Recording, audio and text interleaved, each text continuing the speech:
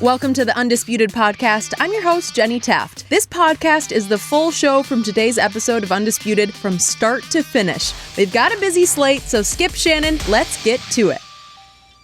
Welcome to Undisputed. We are live from Los Angeles. I'm Jenny Taft here with Skip Bayless, Shannon Sharpe. Morning, guys. Good morning, Jenny. How are you today? Good. Thanks for asking. Good. Hey, How are you, Jenny? I'm good. How are you? Hey, You have a huge advantage over me today because yesterday I ate cake. I never eat cake. Oh, no.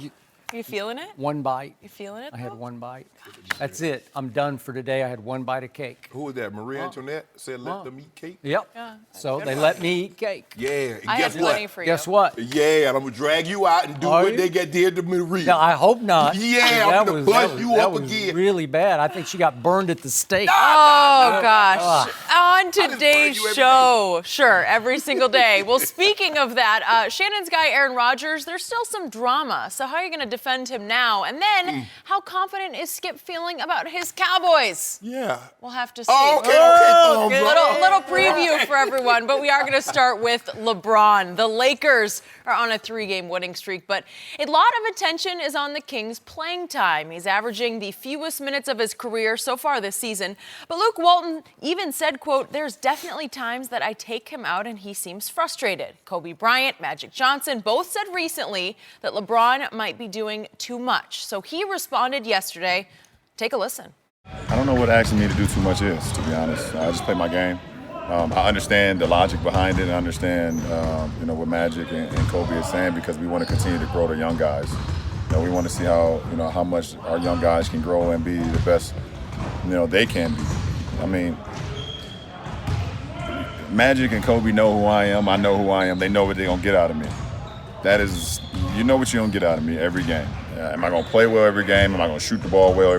No, but you know who I am, and when it's time when it's really, really, really money time, you know who is going to be there. So, we got guys that just want to continue to develop and guys that continue to, get better and better just from experience. And they haven't had a lot of experience. So I think that's people are trying to blow it out of proportion. Like, okay, why do you have LeBron if you don't want to use them as much? The guys are they don't understand the logic behind it. All right, Shannon, are the Lakers relying too much on LeBron or not enough? I think they can rely more on him. And LeBron laid it out because it's a very interesting dynamic. Webster defined dilemma as two equally perplexing situations. Did you look that up? No, I knew it.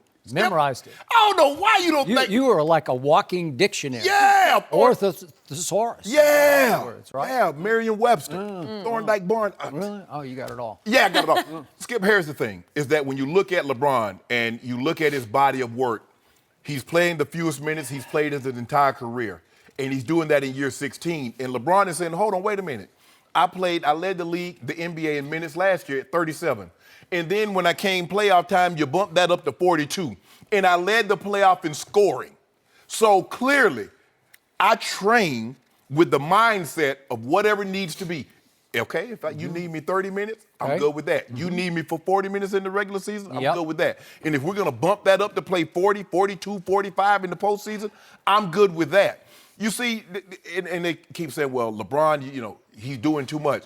When have we ever asked the best player in any particular sport to do less? They don't ask Tom Brady, Tom Brady, you're doing too much. Oh, Aaron Rodgers, you're doing too much. Or Magic Johnson or Michael Jordan. No. Tom Brady, you need to sit one series every fourth quarter because it's just too taxing. Exactly. Right? No, I don't think so. And the thing is, Skip, they just saying, well, LeBron, you're doing too much. And LeBron, there is a fine line because you're looking at Ingram and you're looking at Kuzma and you're looking at Lonzo. There are going to be time during the course of the game that LeBron is going to stunt their growth because they're not going to get the opportunities to show what they're capable of doing. Lonzo in the fourth quarter, Skip, he's not going to have the ball in his hand. So we don't know down the stretch how good he can be because LeBron's going to take the game over. And that's what you want for him. But the one thing that we know about LeBron is that sometimes, Skip, he's guilty of this to a fault, that he's too unselfish, that he will give the ball up. Okay, Brandon, go ahead. Okay, Kuz, take the shot. Okay, Lonzo, run the offense. And you're looking at him and saying, LeBron, no! They've never been in this situation before. And LeBron says, yeah, I know. I want to see what they can do in that situation. Magic wants to see what they can do in that situation. So does Luke Walton. At the expense of losing games? Exactly, because you remember Skip Bayless? You told me earlier, Jen, you heard him say this. There were like 5 or 6 games. 7.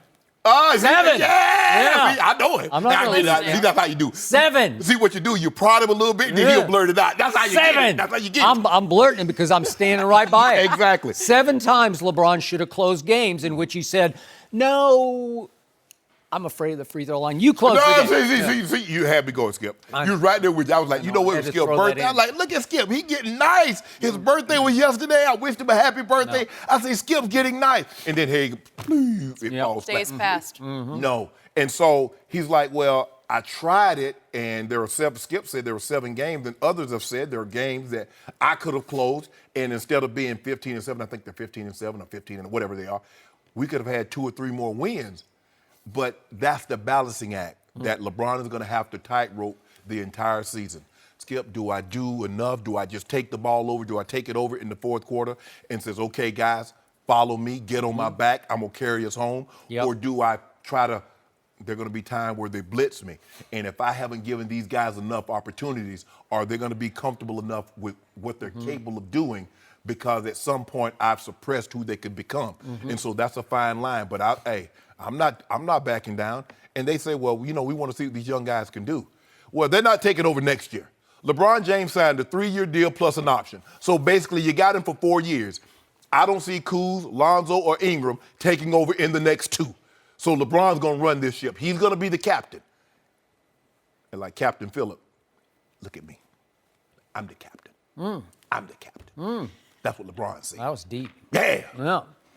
So, are you finished? I'm finished. So, LeBron James, the most interesting man in the history of sports. I say that all the time. He was really on his game yesterday because he provided us with about 12 layers of quotes. And I'm going to try to unpack all these quotes here, but I'll start off with my big picture takeaway. I don't care if LeBron James leads this league in usage rate, as in how much time do you have the ball in your hands. I'm going to say it again. He was born to have the basketball in his hands. That doesn't mean he has to shoot it every time because he's still the best passer in all of basketball. So he can facilitate, he can initiate, or he can try to close. He can do whatever he feels like doing, but the ball needs to start and maybe finish in his hands. So I got no problem with that. And I still don't get this concept of, I want to play more off the ball. You do? But you're with a team full of kids. Now, they're talented kids, but they're still kids and a bunch of cast-offs. JaVale's a pretty talented cast-off, but he's still been dumped by a bunch of teams in this league. So you don't have a bona fide co-star, right? There's not a second banana. Correct. You're still, as Jenny just said, you're the king. Yeah. This man says you're still the best player on the planet. He is still playing at a supremely high level on offense. And I'm going to say it again. He has recommitted to the other end of the floor, which he ignored last year in Cleveland. He finished 318th in defensive win shares last year, but he's all the way up to 30th in the NBA. Yeah. That's still not great for the quote-unquote best player on the planet. It's not great, but guess what? It's in front of Kawhi. It is. And we look at Kawhi as the best two-way playing basketball. And who's playing better right now? Okay. I give you that. Because of all that, he's the man with these Lakers. Yeah. So I want him to, A, have the ball in his hands more than any other Laker. Correct. That's just a duh, right? Yeah. Come on. Yeah. And number two, I don't care how many minutes he plays. I don't really get the minutes restriction on him because I've told you before, did Jordan ever have a minutes restriction? But you do complain. You say, why is LeBron playing 37 minutes against Orlando on a Tuesday? Timeout. I only complain if you start using it as an excuse in the postseason. Have I ever? He's running out of gas. I It's happened before. I don't know if you used it, but I've been barraged with excuses from other debaters across various tables. In that first finals against thank you. Golden State. This was the single most disappointing game of LeBron's playoff career was Game 4 of 2015, the first time around against Golden State. They weren't a dynasty yet. They weren't sure who they were. Right. And what happened? There's no Kevin Love. He goes out early in the playoffs, and then Kyrie goes out in overtime of Game 1. And guess what? LeBron James plays the greatest stretch of basketball of his career, bar none. Right. He's got the ball in his hands like the whole game. Entire game. And they can't stop him because Steph can't stop him, and Draymond's having a hard time with him, and they hadn't been playing Iguodala enough on LeBron. So we get all the way to Game 4 in Cleveland. LeBron James is up 2-1 on Golden State with Game 4 in his house. Right. It's the King's Palace. And I'm thinking they're going to go up 3-1, and they could probably hang on to 3-1, right? Yes. Even without Kyrie and Kevin Love. Would that not have been the greatest achievement of LeBron's career? Yeah. He came up flat and empty in Game 4 at home. Now, there was a strategic, like a brainstorm by Steve Kerr. He put Iguodala in the starting lineup. He stumbled upon it, Skip. 'Cause Okay. Remember, in Game 3, the Cavs got out to that big lead. And then all of a sudden, he put Iggy in. Yep. And they cut it back, but Cleveland ended up winning the game. And Steve Kerr was like, what if we start Iggy? Okay? Because Steph hadn't done anything. Like Delly had outplayed Steph through Up 3 until games. that point, he did. Matthew Dellavedova had outplayed Steph Curry, really? But then in Game 4, Iggy guarded LeBron much of the game, and LeBron came up empty. He went 7 for 22 from the field, he went 1 for 4 from 3, and he went 5 of 10 from that bugaboo of his, the free throw line, and it was a wipeout. It was 103-86. And all of a sudden, the whole series just flipped right on its head, and you know the rest of the story, okay? So all I heard for the next week was, LeBron hit the wall. You got to give him a break because he ran out of gas. No, he didn't. He just had a bad game. For whatever reason, he just had an off night on the worst night. Well, Skip, he was taking 35 and 38 shots. He was, but it was a beautiful thing to watch. Yeah, but that takes a lot. It takes a lot out of you to shoot that much, Okay, and plus he's driving the basketball. I don't want to hear it. He's Iron Man. He is in supreme physical condition. He's human. Okay. Well, is he human? Yeah. I don't ever hear that from you. Yeah, he's this human. is the first time you've ever admitted that publicly. We hadn't been discovered that vibranium yet. Really? Yeah. Oh, so vibranium came in 2016? Yeah, we had that thing dead. Really? Yeah, we swept him. Well, that stuff's powerful. Stop. I hope he's got a new supply in L.A. because he might need it. No, you don't need it. Okay, so last year, and LeBron was bragging about this yesterday. He said, last year I played every single game, and then he repeated it, every single game. Everyone. And I'm thinking, okay, so that was the first time in your career you played every single game, and that was your 15th year in the league. Yeah. Michael Jeffrey Jordan played every single game 9 times in his career, including his last year in Washington at age 39. Well, but here's the thing, though, Skip. He missed the second year. He missed like Okay. 60 games with a broken foot, and he took a year and a half off. Okay, so fine, but he got in shape where he could play all 82. And I don't know where this new pitch count came from. Like all of a sudden it's new age math, new age, Rest in the logistics back-to-back. Yeah, okay, what are we doing? If you're in that good a shape, just play. You should want to play every night. So Luke even admitted yesterday that there are definitely times that I take LeBron out and he seems frustrated. Yeah. But Luke went on to say that if he starts the fourth quarter, I try to find a couple of minutes here or there to sit him out just to keep him a little more fresh. Wrong. I'm with LeBron on this one because you're trying to keep him fresher in the fourth quarter. He just plays all 12 minutes. But hold on, wait a minute. Wait a minute. When LeBron told you last year that he found ways to steal some rest, you said it was on the defensive end and he was hurting his team. You said it. You said it. You said you gave him a pass because you said he can't play defense because he's playing too hard on And offense. so guess what? By Luke getting him out 2, 3, 4 minutes in the fourth quarter, he can turn it up on the defensive end. So that's yeah. it. So maybe he's not in supreme physical Stop shape. it. One Maybe he does smoke too many cigars and drink a little too much wine at night. Wine Is that keeps you right. possible? They say wine good for your heart. Really? Yeah, I'm about to start. Well, that's one glass That's of what wine I'm as about to opposed start. to 7 glasses, right? That's all he has. Really? I'm about to start drinking me some wine one glass a night. One a night? One a night. I don't believe you. I think I you're don't just either. saying that. Oh. Well, it helped LeBron. LeBron going strong in year 16, so Okay. maybe I might He be able is to go your strong idol. in year We 50. know that, and you sleep on LeBron I'm his idol. blankets. And Yeah, he called me the other day. Did he said, really? "Shay, you're doing a good job. How do you do that? Keep Did busting he ask slipper." you how you do this? How you keep yourself right? Hey, man, for you this? funny. Really? Yeah. Did he say that? Yeah. I think that's what you Compliments. dreamed that he said. Nah, we talk. We communicate. I think we have some delusion going on across the table, but Why that's you okay. hate all the- It's You- okay. We can Skip, let him be hold on, happy. time out. Wait a It's second. all Wait a right. second. It's okay. Skip. You got famous friends. Why can't I have famous I friends? don't have any famous Yes, you do. friends. Who? I don't know. Jenny? Oh, that's nice. But I got famous friends that they like. best compliment. They reach out and tell me things. They do? Yep. Okay, I believe you. So now I got to get to my favorite LeBron quote from yesterday, What do you say? because he said, he made this case. I'll just paraphrase this part. He said, am I going to play well every single night? No. No. He said, am I going to shoot the ball well every No. single night? He said, no. But he did say, I think we saw this quote to start the show, when it's really, really, really money time, you know who is going to be there. And I had to pause when I heard that quote, and I thought, Kuzma? Stop it. Josh See, Hart? You know what? I Skip? don't This is know. what I'm I talking don't about. know. He just left the question sort of hanging. You know who's going to be there. And I thought, B.I.? Brandon Ingram? I don't know. I don't know who's going to be there, because I saw 7 games this year when the money was really, really, really on the table, and your man was nowhere to be found. I just want to make sure, because I'm sure Jenny would like to know the answer to this. And there are people out there in TV land. Yeah. So every time the game got close, Yep. in Michael Jordan's 15-year career, and the game was to be closed, he won them all.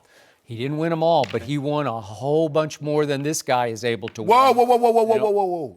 And all the damage was always done by the real number 23, the original 23, No, he who is. LeBron tried to copy. He ain't trying to hold on, time out, Skip. Do you know Kawhi Leonard has the highest win percentage? I don't care about So Michael Jordan didn't win as much as you think. See, all you look at, he went 6 for 6. But Is that all I look at? Shouldn't that be all anybody looks at? well, Bill Russell went 11 for okay, 1. fine. That was back in the prehistoric So times. It's okay. don't do that. See, you know what, Skip? You always try to diminish this. Well- You trying to put LeBron down, but LeBron is saying, look, I know my body. And there have been times, you watch him, Skip. If LeBron is tired, he has no problem putting that hand up like you go in the church. When you come late to church, you throw that hand up like that. You try to get small. Hey, excuse me, I need. He's like, hey, Luke, I need to come out. Give me a blow. I don't ever put my hand up when I'm late to church. I just That's what the women slink do. in the back. Okay. No, that's what the women do. You know, the Okay. women come in that thing. They don't. Like, I've done I that. see you. Oh. You throw your hand up like, yeah, I see you. You guys are always on LeBron time. doesn't throw his hand up. He just takes himself out. Skip, see. Well, he does. No, He he says, doesn't. "I'm out." No, he You know, doesn't. like I'm- He lets Luke know that he needs to get somebody up to get him in there because he needs a blow. Yeah. But Skip, there's a fine line that LeBron must walk between doing too much. But here's the thing. This is why LeBron really can't do too much, because he's a guy that if he takes the game over, it's not necessarily shooting the basketball. Yep. LeBron James has no problem kicking that thing. Oh, he'll dish it. Oh, you need somebody to get down there and rebound? Oh, I'll get you 15, 16 of those. Oh, you need Well, some. not 15 or 16. We've seen him do it. Yeah. But He should be averaging 10, and he's not. No, he's not. Yeah. Hold on. So if he's going to average 10 rebounds, what the hell we got Tyson Chandler and JaVale McGee for? Oh, you do know. What do you have 6'9", 260 for? Because the facilitate. He'll do all that. Yeah. You make it seem like he's averaging 2 rebounds a game. Is he the best player on the planet or not? Okay, I with just want to if know. you don't mind me asking, If, with I, Michael if Jordan- I accept your premise, then he should get 10 rebounds a game. If I accept your premise that when he played, Michael Jordan was the GOAT, he should have been averaging 10 assists a game. Why wasn't he? He could have if he'd wanted I to. said, well, He LeBron James. didn't need to. If LeBron James wanted to average 12 rebounds a game, he could. He just What did doesn't want Michael to. lead the league in scoring, like 12 times? Or it's just some LeBron- outrageous number. I'm losing track. That's what Yeah. LeBron. Oh, he doesn't do that. That's right. No. What we do is that, we're going to score 27 on a nightly basis, Yep. but we also going to get you 8 dimes. We also going to pull down 6, 7 rebounds a game. That's what we're going to do.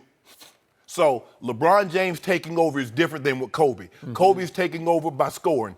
Michael's taking over by scoring. LeBron can take it over by scoring Yep. or facilitating. So it doesn't matter. So you're going to have to accept who he is. Okay. So So accept it, Skip. my final small nitpick here with what LeBron said yesterday was he was bragging about, he says, I played a game 7 of the finals, and I damn near played every minute. He did. It's game 7 of the finals. You're bragging about that? Am I supposed to swallow your brag here? Like, am I supposed to accept, wow, am I supposed to be in awe of How many you? other ones did it? How many games are after game 7? Is there a game 8? Whoa. Is there a game 9? If you don't mind no, me- there's vacation. If you don't mind me asking, did Steph play every minute? I don't Did know. Draymond? I don't care. I don't Did Klay? care. I don't Did care. Kyrie? Are they Did LeBron Kevin James? Love? Are they LeBron? But I was a team. So what? So what's the big deal? The thing is, said, I played every minute, and I got the shot. I got the block shot heard around the world. The greatest defensive play. Yeah, the most overrated block in Don't do the that, history of the world. Skip. At some point in time. Don't do that. No, you don't. Someday do you that. got to give that up. Oh, I did. Huh? Iggy said he still doesn't know where he came from. J.R. Smith undercut the play and stopped Iggy where he had to pause for a second and regather himself, and then Iggy foolishly tried to shoot a layup. What were you supposed to do? And J.R. Smith, the pause that he caused, allowed LeBron to catch up. Skip. Iggy says he doesn't know where that man came from. Iggy said it was the greatest block. He was referring to JR because he didn't know No, he saw JR. JR got there first. Look at this. It's disqualified. Look at this. It's disqualified. Look at Wait, it. JR got there first. JR stopped him from getting to the basket. Am I right? Go Gadget. Yeah. You remember Respect the Gadget, Skip? I do. What would he do? He always say, go Gadget. Yeah. And he get them long legs. Yeah. So LeBron's arm actually extended farther. It like came out of his body. Skip. Super. If you look at it, Wait, like I thought you said he was human. No, Skip. If you watch this, they call him the escalator. Because look how slow he. Look how slow funny. Iggy was to the basket because of Bam! JR. Did JR get there first? I don't know. He Maybe did. I'm seeing things. Is that a mirage? No, Is Skip. it a JR mirage? Why you? What does Iggy think he's going to do? Shoot it off the glass? You know what, Skip? You started off so good. You was giving LeBron I credit. think I'm going better now. Than I was at No. first. You started off very good. You like LeBron. He's indestructible. The guy plays hard. And then you start undercutting him.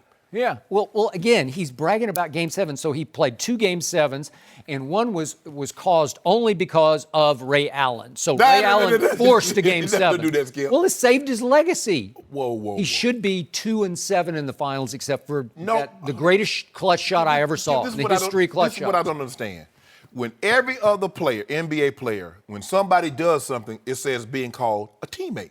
That's what you have teammates for. It's not like golf or Serena's one-on-one out there. They have to do it all by themselves. But only LeBron.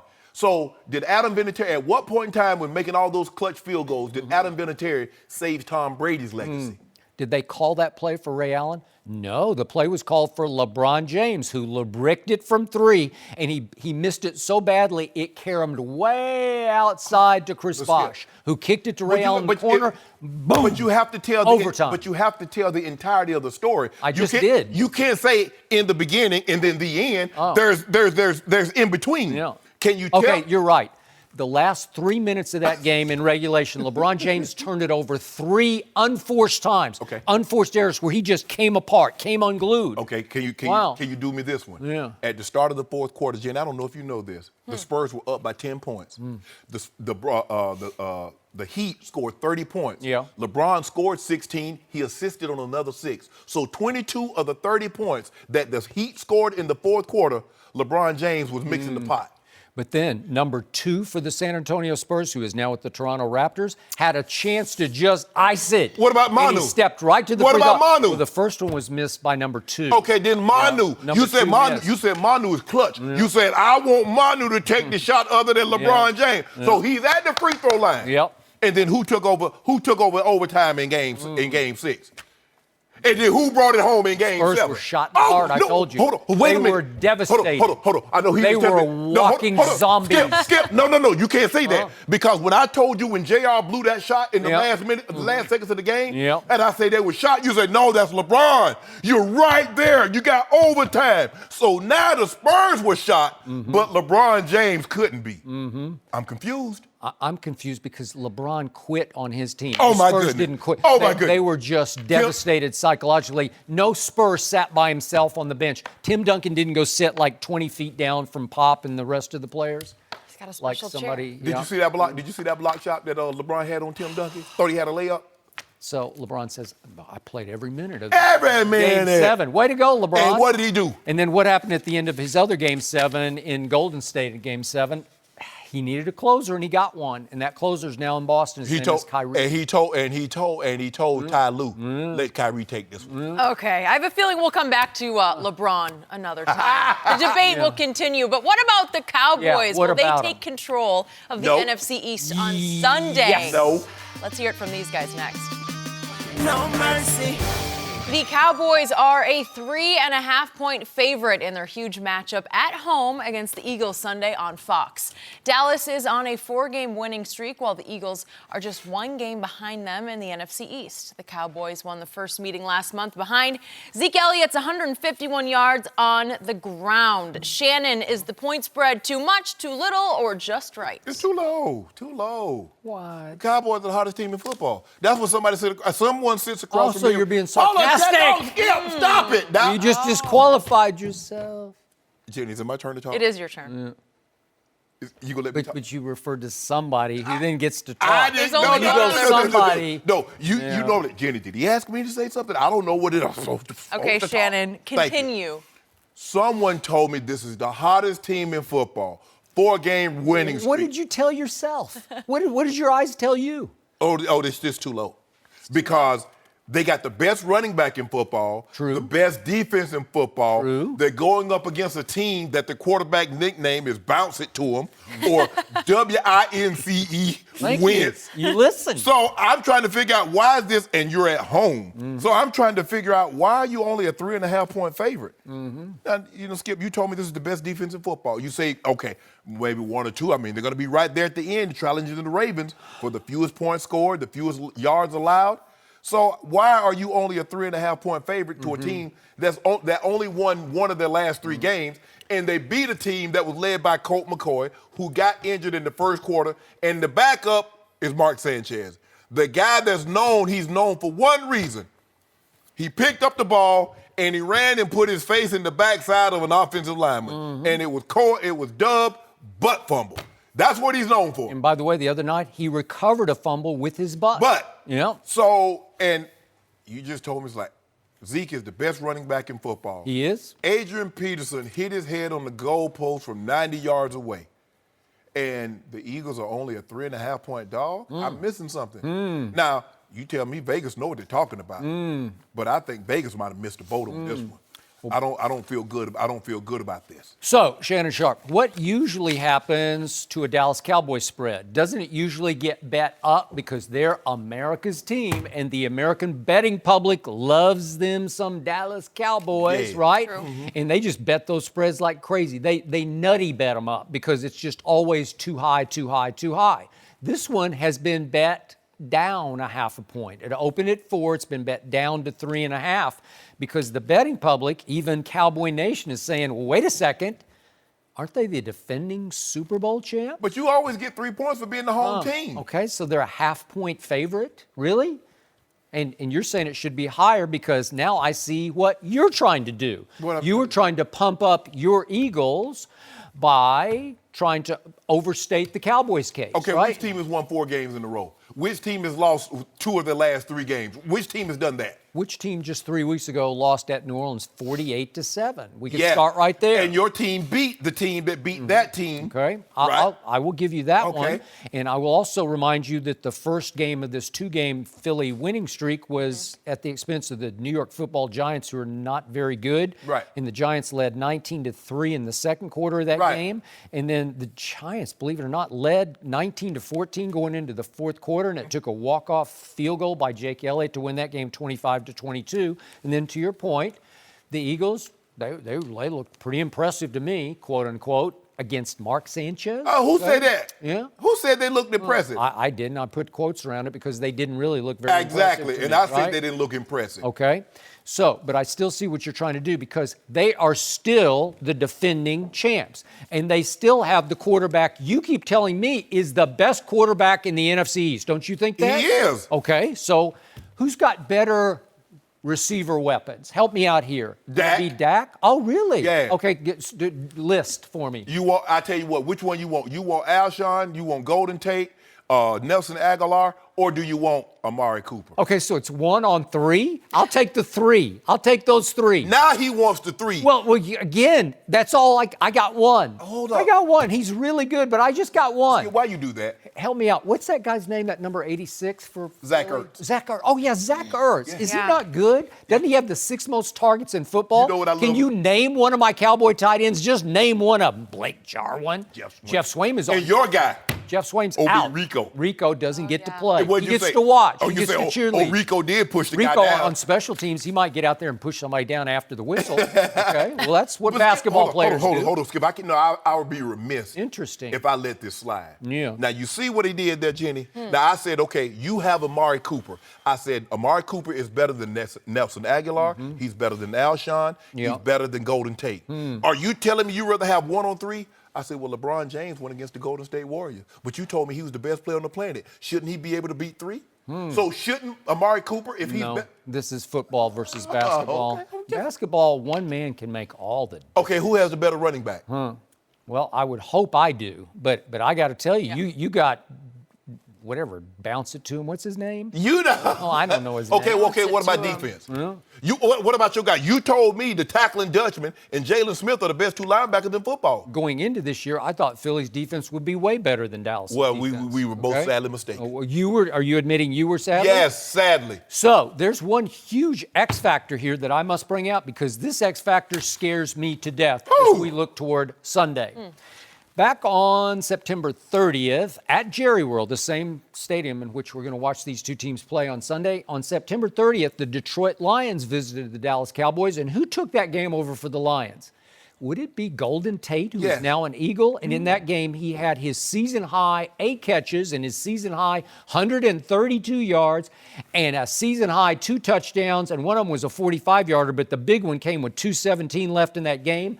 38 yards, you're seeing it right there, to Golden Tate. And he backed into the end zone and celebrated. And I thought, I am in big trouble because that put the Detroit Lions ahead 24-23. Good night, goodbye. Oh, you're doing a little Deion high step, right? Yep. So he was just dancing on their grave, or so you thought. And you were probably celebrating. You were probably doing the Deion high step. No, I wasn't. Yeah, I'm not like that, Skip. And yet, just about a minute later, with 1:23 left in that game, Dak threw it to his running back. He threw it upfield it's Ezekiel Elliott. It's the throw of the year. It saved my Cowboys. You want to talk about a clutch throw and a clutch catch from 2 very clutch players? And that put them in walk-off field goal range. And my new guy, Brett the Fret Maher, he drilled it right through the uprights at the buzzer. Not actually, it was just a few seconds. Well, it was a walk-off. It was a walk-off from 38, and it was ball game Dallas. But hold on. Is that the same Brett Maher that missed the field goal against the Tennessee Titans and you creamed him the next day? But he's been good since then. So we're good, and I'm knocking on wood right now because we just got to leave him be. Okay. Just let him just sit over there and don't think. But you can't tell me that the great Howie Roseman, who put together this Super Bowl team, that he wasn't thinking at the trade deadline about what Golden Tate had done to Dallas at Dallas when he traded for Golden Tate. He stole him from Detroit. They needed a receiver. Okay. And what have you told me about Golden Tate? Who fits the Philly sort of mystique, right? He's tremendous. Is he not blue collar? Is he not tough-minded? Is he not a battler, a competitor? Look at the secondary, Skip. The Eagles are down to the backups, to the backups, to the backups. I believe there are 2 advantages that the Eagles have, and they're decided advantages. I believe their quarterback is better than Dallas' quarterback. That's decided. I believe their head coach is better than Dallas' head coach. Other than that, across the board, Dallas is a better football team. Well, unless the head coach was really propped up by his offensive coordinator, who is now the head coach at Indianapolis. Maybe they Who called the plays? Frank Reich. Who called the plays? Dougie P. I don't know. Didn't Frank call some of them last year? No, Dougie P. Huh? I don't know. Did he not coach the quarterback last year? I don't know. You try to find every way you can to take credit away from Dougie P. Yeah. Well, we'll see. He's got a shot now. They're just a game back. They are the defending champs. They have a toughness. What are they defending? Well, you tell me. The trophy goes back up for grabs. Yeah. Well, aren't you the reigning Super Bowl champ? I'm the reigning debate champ. Yeah. 500 days consecutive. Really? Yep. That's real delusion because I don't think anybody in the known world would agree with you. Yeah, let's see. 240, that's 480. So about, I'm probably about 525 days and counting. So I always try to guess these spreads before they come out, and I guessed 4, maybe 5, and it opened at 4. I had 5 But it got 6. bet down because most people are thinking, uh-oh. I thought 5 to 6. Yeah? Yeah, that's what I wrote down. Did not think 5 to 6. I don't believe you. I just don't believe. Well, you wrote it down He did. after the He fact. But I don't think you thought it before He did. the spread came out. I thought it'd be 5-6. I thought it would be 5-6 because you get 3 points. Skip, you get 3 points for being at home, unless you're just a terrible, terrible team. And I don't think Dallas is terrible, terrible. So I figured they get an attack on another 2.5, 3 points. Yeah.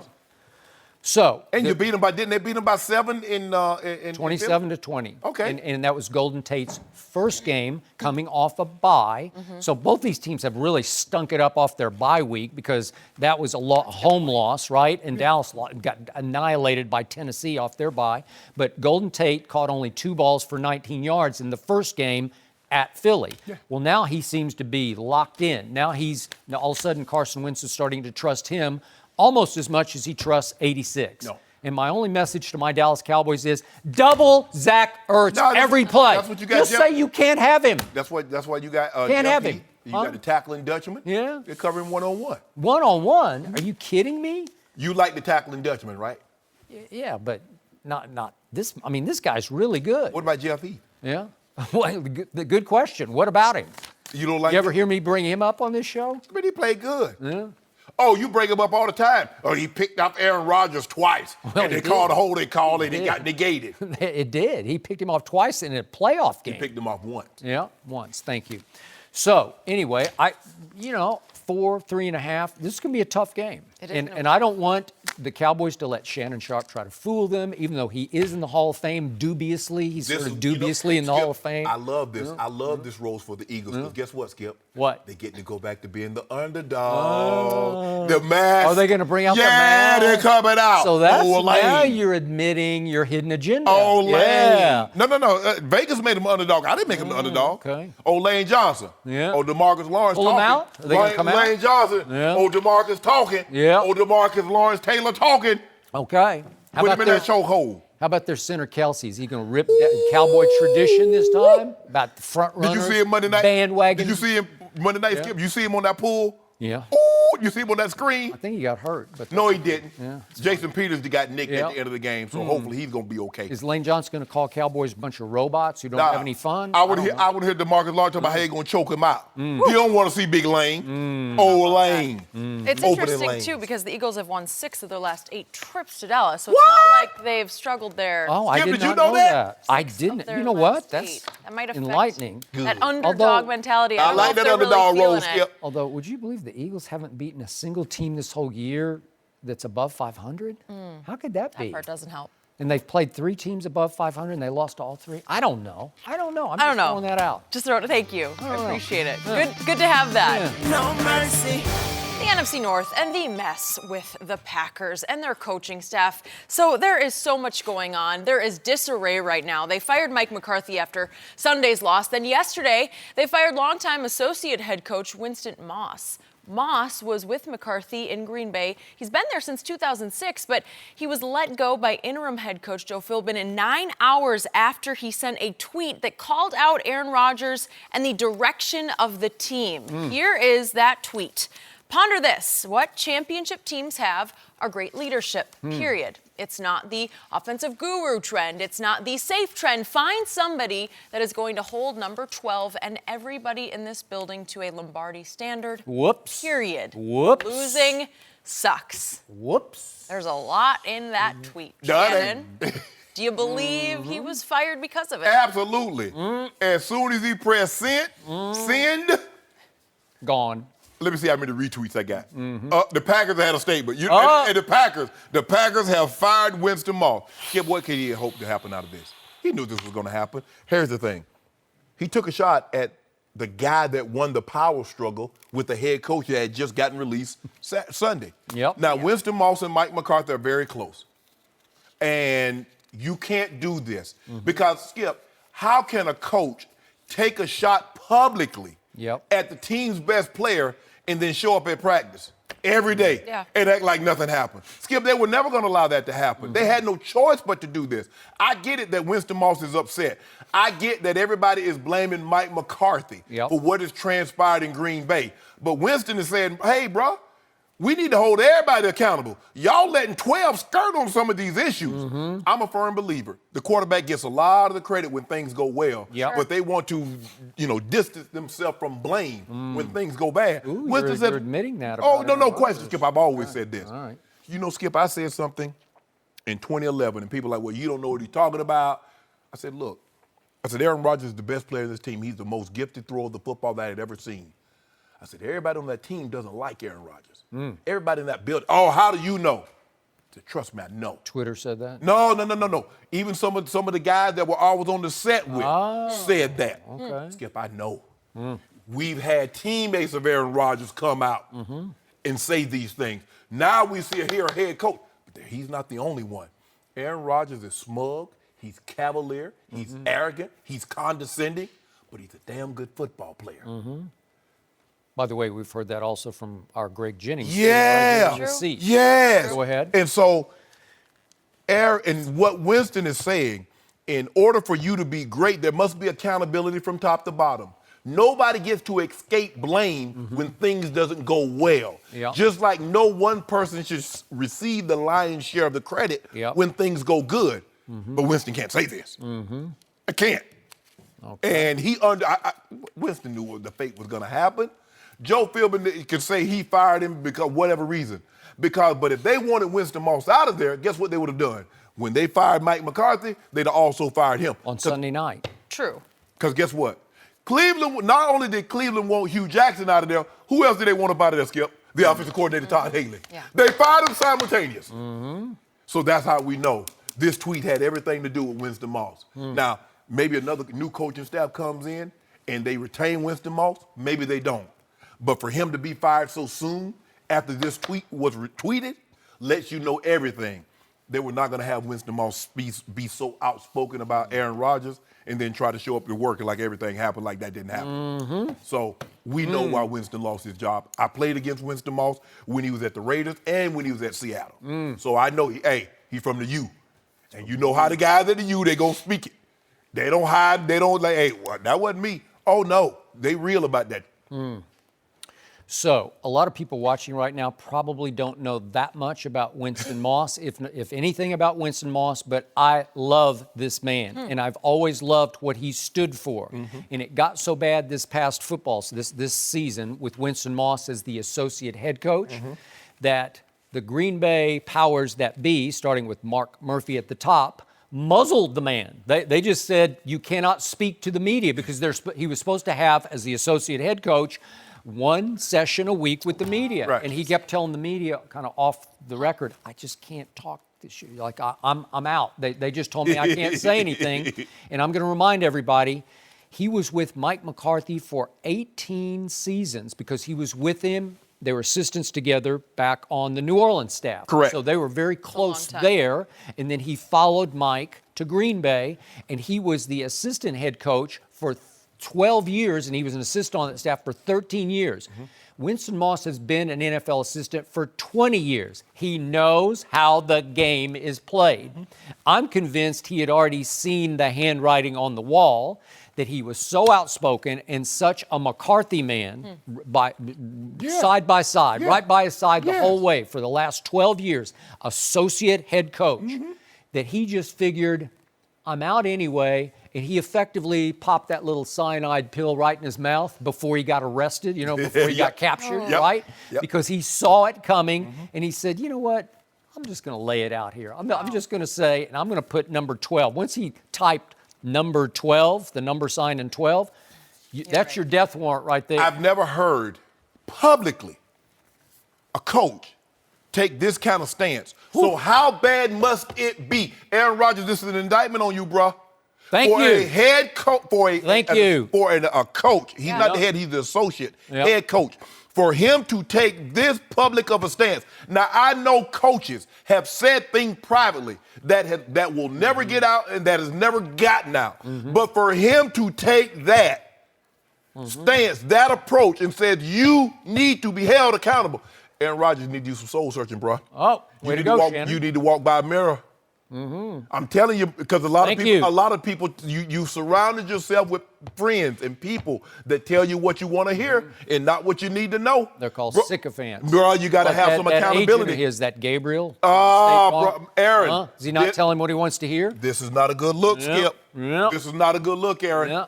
I would agree. So when I first read the tweet, I thought, is it possible he's taking a shot at Mike McCarthy? Because he's saying the next head coach, you got to find somebody that's going to hold number 12 and everybody in this building to the hashtag Lombardi standard. You got to hold 12 accountable as well as the rest of the building. Hey, think about what he said. Again, what's the hashtag he used? I mean, he's talking about offensive gurus. It ain't about no offensive gurus. Not about offensive gurus. Yeah. It's not about safe trends. It's about holding 12 accountable as well as everybody else in the building. And I think he's saying Mike McCarthy couldn't hold 12 accountable because Mark Murphy at the top would not allow that he kept siding with number 12. You know what, Skip? It should be a moot point. 12 should be wanting to be coached. Well, he said that yesterday. No, he don't. Well, he said, I love to be coached. Yeah, baloney. I played, Skip, my quarterback in Denver for 9 years was John Elway. And John had powers that none of us had. Yep. Skip, when it came down to Christmas, you know, Mike would always ask, okay, do you want to practice in the morning? Do you want to practice in the evening? Well, we knew whenever John wanted to get up, did he want to wake up early and open presents with his kids? Because if he did, we were going to practice in the afternoon. If he was cool with not getting up early and opening presents, we were going to practice in the morning. We understood that. But John wanted to be coached. And in front of us, Mike didn't treat John differently. John didn't act differently. John didn't put us in a situation where he thought he was better than us. When John made a mistake, he would own up to it. John didn't do all this pointing when Shannon ran the wrong route or Eddie missed an assignment. John didn't do that publicly.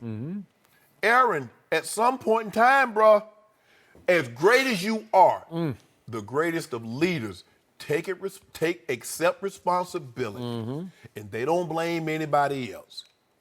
If you don't have anything positive to say, say this or that, just keep it to yourself.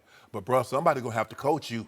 You say you want to be coached, and sometimes they do. Aaron Rodgers, did you hear that? It just came from Hall of Famer Shannon Sharpe, who played all those years with John Elway. But here's the thing, Skip. See, Aaron Rodgers and a lot of quarterbacks feel this way. If you didn't play that position or you have never coached that position, you don't know what the hell you're talking about. That's and true. you know what? I probably can't call plays or know more football like Aaron Rodgers. But let me tell you what I do know. I know people. I know teammates. And being in the situation where I worked my way up, because I didn't always get to sit at the head of the table. See, I was a 7th round draft pick, so I spent a lot of time with the special teamers. I spent a lot of time with the 5th and 6th rounders. And I kind of worked my way up. See, Aaron has always been a first rounder. So he's always been in a situation where this was this, this, and this. And by the time you arrived in Denver, what had John Elway already done? What had he done? He's an MVP, had gone to 3 Super Bowls. 3 Super Bowls. He had taken 3 teams that probably didn't deserve to be in the Super Bowl, and they got wiped out when they got to the Super Bowl, but he got them there. Through 3 AFCs, he got them. And I never got the sense, and John was the best player, but I never got the sense that he felt he was better than Shannon. There you go. And that was the thing. And guys, I mean, John was a guy, Skip, we shooting, you know, we be sitting there talking, what are you talking about? He said, have a conversation with us. We playing basketball. He come up, hey, let me get in. Whatever, I mean, in training camp, Skip, we're in there, we rolling dice, playing cards. He was one of us. I don't know if Aaron never get looks that at sense that he's one of them. No. And this tweet, it feels like if one person's saying this in this position, then there's a lot of other people who are feeling the same about their quarterback. Maybe he will take a look at himself. So Good advice. I am rooting for Winston Moss to land on his feet and get maybe a better job. He deserves it. Yeah. Fresh start. All right, a different team with a different quarterback problem. Did the Redskins really consider signing Colin Kaepernick? Boy, they need someone. We'll discuss next. No mercy.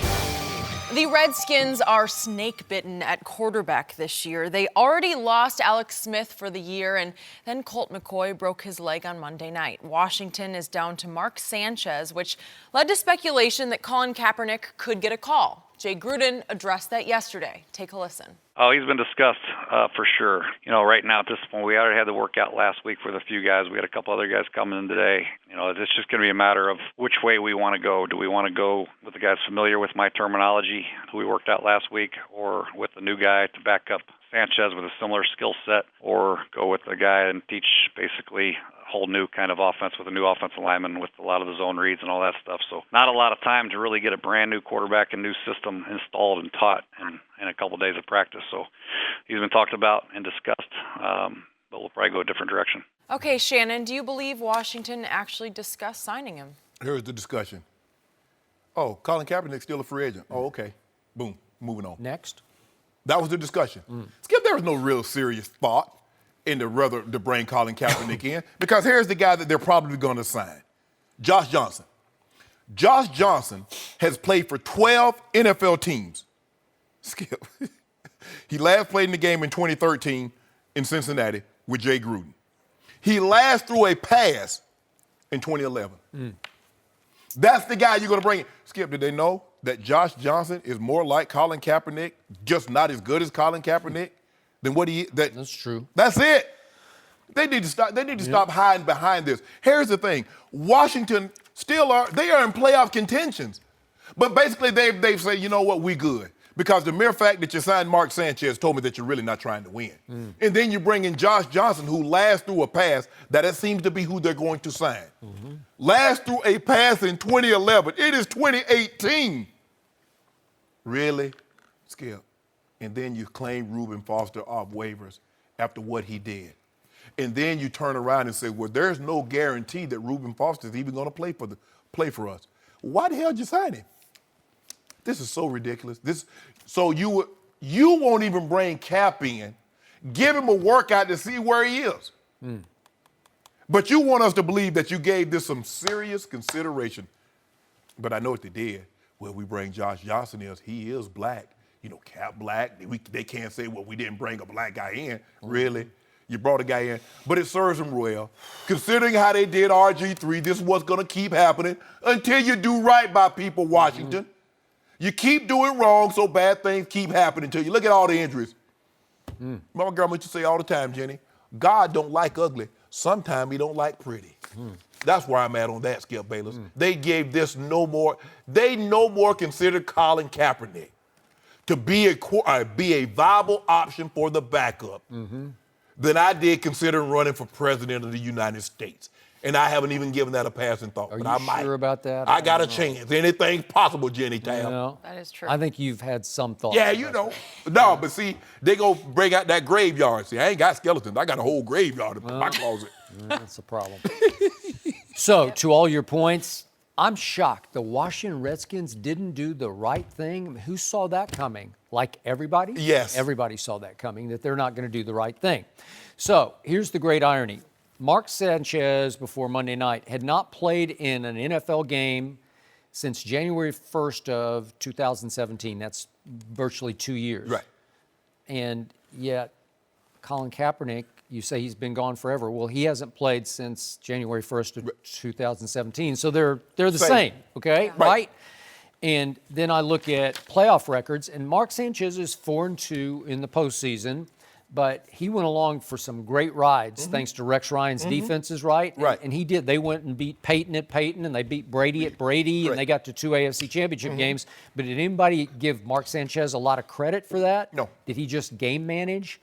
Colin Kaepernick is also 4-2 in the postseason, but he beat Aaron Rodgers twice, home and away. Yes. Did he have a lot to do with that? He had like everything to do with that, right? Yes. And Colin Kaepernick should have won that Super Bowl. It came down to a controversial non-call in the end zone, and I thought they missed the call on Crabtree. But the point is, Colin Kaepernick was in position. He put a team in position to win a Super Bowl. Skip, was Mark Sanchez familiar with the offensive terminology that Jay Gruden ran? Did they ever cross paths? No. Now, he said Josh Johnson, he's alluding to Josh Johnson, someone that's familiar with the system.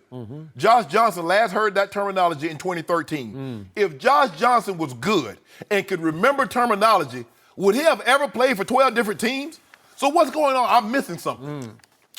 What I'm missing is, I told you all year that when healthy, I feared the Redskins more than I feared the Eagles. And to your point, they're still just one game out of first place. So are they desperate? Yes, they are, because they are just decimated. But they have a shot to shock the world. Right. They still have enough players on defense, to me, to be credible on defense. And to me, the perfect fit, The fit that would have scared me as a Cowboy fan would be Colin Kaepernick. Yeah. Now, you can make all the cases about, would we want to start over on offense and put in some zone reads? But you just do it. What You're would I do to win? desperate. What would Yeah. Skip, what do teams do to win a ball game? Just whatever you have to do. Exactly. Right. But this is what I don't understand. You're willing to give Reuben Foster an opportunity, but you're not willing to even bring Colin Kaepernick in and give him a workout? Who knows? Maybe you get there and say, we worked him out and he looked terrible. Maybe you get him in, he's like, man, he weighed like 260 pounds. Well, I don't know. That'd be a start. Well, how about bringing him in? Yeah. Give him a pair of cleats, a pair of shorts and a t-shirt. Says, okay, we're gonna go through some routes and see where he is. And don't just do it as a token, True. right? True. Like do it for real. Like give him a shot. Washington's not trying. And I don't know what shape Colin's in. We've seen bits and pieces from him that he is in good shape. Right. But I don't know that for a fact. But would I believe that they would have a better shot of winning this division with Colin Kaepernick over Mark Sanchez? Right. Yes. Right. I mean, okay, Mark Sanchez, to your point earlier in the show, he's known for one thing, the butt fumble. Butt fumble. And Colin's obviously known for history-making stance of kneeling, right? Right. Okay? So one guy has backbone, the other guy I'm never so sure about. And one guy played big in the playoffs, and the other guy, I don't know. It just goes to show you Yeah. what this move tells me by not even giving Colin Kaepernick an invitation to work out and signing Reuben Foster. They view what Colin Kaepernick did as a more egregious act than what Reuben Foster is allegedly have done. That's what this tells me, Skip. I mean, I don't really know how I can get around that. You tell me. I want the Washington brass to tell me why were you willing to give Reuben Foster when allegedly what he did, as opposed to what Colin Kaepernick when you know what he did. I just want to know the rationale. I just want to know your reason. I think you already know. Of course. Yeah. But stop hiding behind, oh, it's the offense. It's amazing. When teams want to win, what are the Ravens doing? They're not running the same offense for Joe Flacco. They didn't say, well, you know what? We got to put a backup in. How did they do that? How did they switch it midstream to zone reads? They just did. And you look at who's the backup in Tennessee. The guy runs nothing. He's nothing like Marcus Mariota. See, when they want you there, they don't care what the starter looks like. They'll bring you in and say, you know what? This is our backup. And they're going to have to switch the offense because that guy runs nothing like Marcus Mariota. They need to stop this. This is so ridiculous. But to turn the tables, is it possible that Colin Kaepernick would have been sought by the Redskins and said no to the Redskins because the owner continues to cling to a politically very incorrect nickname? Right. Right? Yeah. And the fact that that owner did take a chance on Reuben Foster that nobody else would take? Is it possible Colin would just say no to the Redskins, like, I don't want to be part of that? Probably. But for them to say, oh, we had some discussion. That was your discussion. Oh, Colin Kaepernick's still a free agent. Oh, okay. Who else is on there? Skip, how many quarterbacks must you go down to get to Josh Johnson? A guy that's been on 12 teams, and he last threw a pass in 2011. So how many quarterbacks must you check him. You can start going in your closet, you're looking like, oh, Josh Johnson. Come on, man. This thing is getting laughable, Skip. Okay. At least they can pretend. Okay, but you know and I know they're going to get what they're asking for. They're going to get butt fumble, and they're going to lose out. Yeah, right? Of course. They are. They're going to lose out. 4 games remaining against teams that don't have winning records. No. It's not like they're in this position. They're in a good place if they found someone. It's shocking. There's a greater chance that they lose out as opposed to winning one of those last 4 games. Because you know what, when they go face, when a defensive coordinator lines up, say, look here, guys, if we let a Mark Sanchez-led team beat us, we deserve to lose. We correct. deserve to miss the playoffs. Yep. Or we deserve whatever fate becomes us. Well, they got what they asked for. There really isn't a good explanation for that one either. All right, more quarterbacks to talk about. Would Josh McDaniels actually leave Tom Brady for Aaron Rodgers? That could be interesting. We'll discuss that with D'Angelo Hall next. No mercy. The Packers. Yeah, they're going to be looking for a new head coach in the offseason. After firing Mike McCarthy on Sunday, Joe Philbin is the interim head coach, but odds makers have Patriots offensive coordinator Josh McDaniels as the favorite to be their next coach. Earlier this year, it looked like McDaniels would be the Colts head coach, but he changed his mind, decided to stay in New England.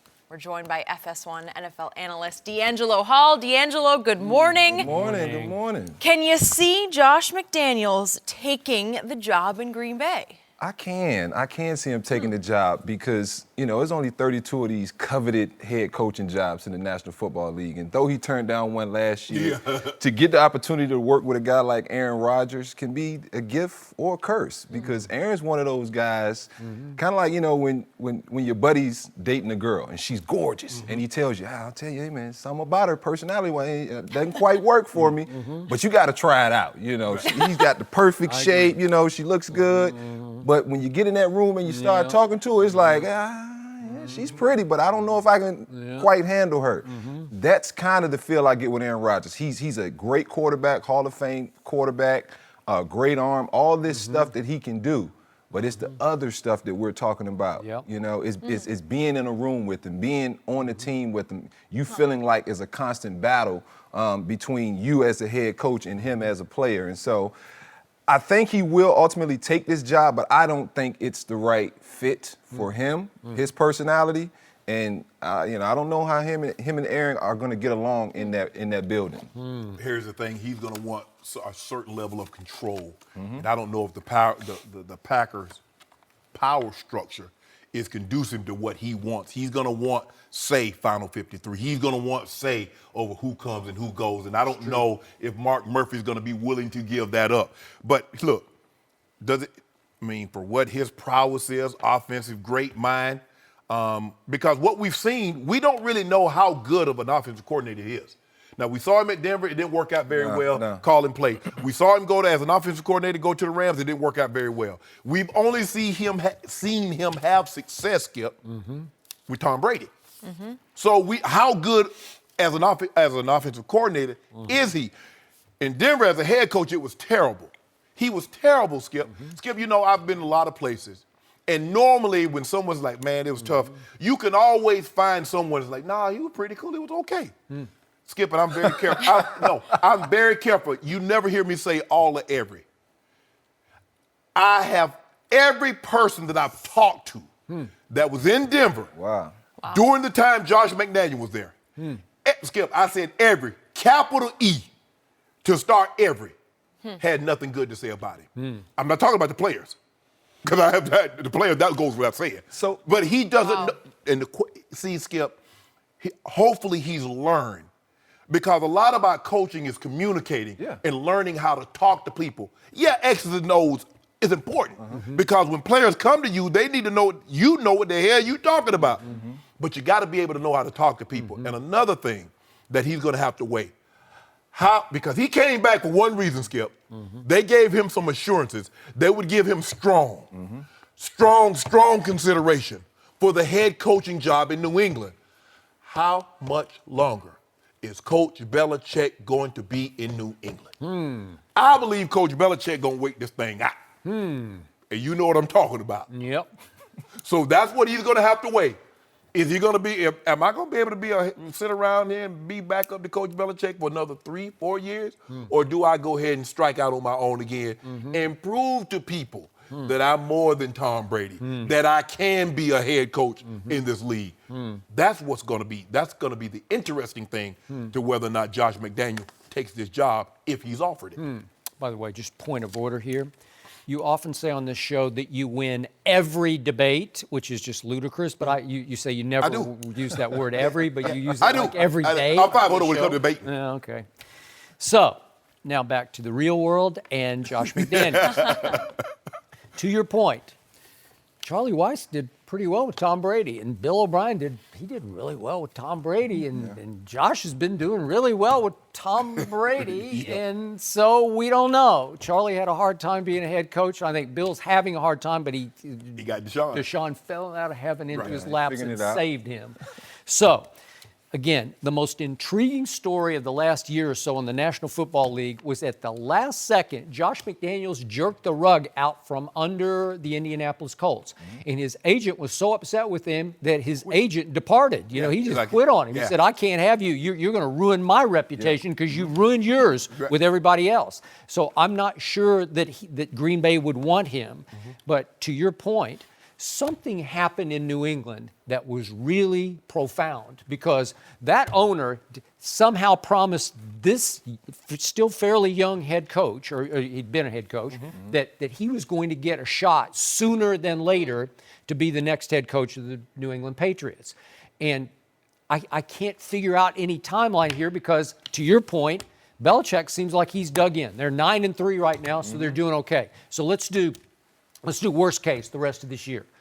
If New England doesn't have home field throughout the playoffs and they have to go on the road to, let's do Kansas City, and they get blown out in Kansas City, and maybe some stories leak out that Brady and Belichick are still at each other's throat for whatever reason, is it possible that would be the end of Bill Belichick? Because that's the timeline that would keep Josh in New England, right? Yeah. Because if you go out much longer, then it's going to be diminishing returns on Tom Brady because, again, I think he'll play until he's 45. But that, again, is Belichick going to play until he's 45? You know, like effectively, is he going to last until Tom's gone? Is he going to try to outlast Tom? Yes. I don't know because Josh could get left holding nothing in New England, right? Because he could wind up with Belichick, who probably is out on Josh now because he thinks Josh has been handpicked to be his successor. Right.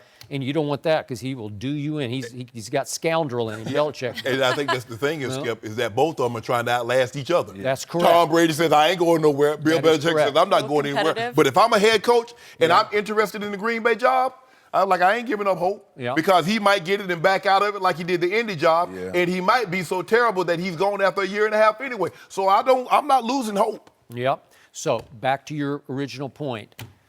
To me, I'm going to say it again, Aaron Rodgers is like coaching LeBron James. It can be great, and it can take years off your life because it is not easy because they both have drama swirling around them, and now it sounds like Aaron has seized pretty much total control of the franchise. So you're going to be he's going to be your boss. Yeah. He's going to, in the end, he's going to have final say over you. Do you really want to inflict that upon yourself? Again, is he a great thrower? Yeah, obviously, maybe the greatest thrower of the football ever. But there's a whole lot of that pretty girl, man. I don't know. And that's what it's going to come down to. It's going to come down to Josh McDaniels, if he really wants this job or is intrigued by this job, sitting down at some point with Aaron Rodgers and just filling him out, because you can hear a lot of things about a person, but until you actually sit down with them, that might be the perfect chemistry for those two guys. Yep. We don't know. And so that's what Josh needs to figure out is that the perfect chemistry or relationship for him, and can he work with Aaron Rodgers going forward? Like you said, Aaron Rodgers is going to have a hand in this. And so if he's even in the discussion, it's because Aaron has said, I think this guy can work for us. Mm-hmm. First of all, Aaron Rodgers is the CEO. Because he makes $33.5 million. The CEO of the company, they make the most. Skip, 99% of the time, the CEO wins out over everybody else. So if something comes up, the CEO normally wins out. Okay, Aaron is the CEO because he's the highest paid. So if there's ever a conflict, I don't see a scenario where Aaron is going to lose out. Now, maybe when he gets 38, 39, he's not the same Aaron Rodgers. Maybe. But at this juncture, he's going to win out. And meanwhile, in New England, Tom Brady is mostly a good soldier for that organization, except when he saw the handwriting that my head coach wants to replace me with Jimmy Garoppolo, and then he went upstairs and knocked on the owner's door. No, that wasn't no handwriting. He put that thing in the sky. Okay, he had an airplane right there. Well, I want Tom up out of here. And who won that little tiff? Coach Belichick said, I have not yet begun to fight. Yeah, well, I think he's... He ain't going yet. Coach Belichick said, I ain't going now without a fight. Yeah. I think if you put Josh McDaniels on a lie detector, he would tell you that Tom Brady is not good to work with. He's great to work with. And I know they had their one clash on the sideline when I think Josh just lost his mind and showed up Brady when he was coming off the field like, why didn't you throw it to him? Remember that? Yeah. And Brady stopped and then turned around and he gave him an earful.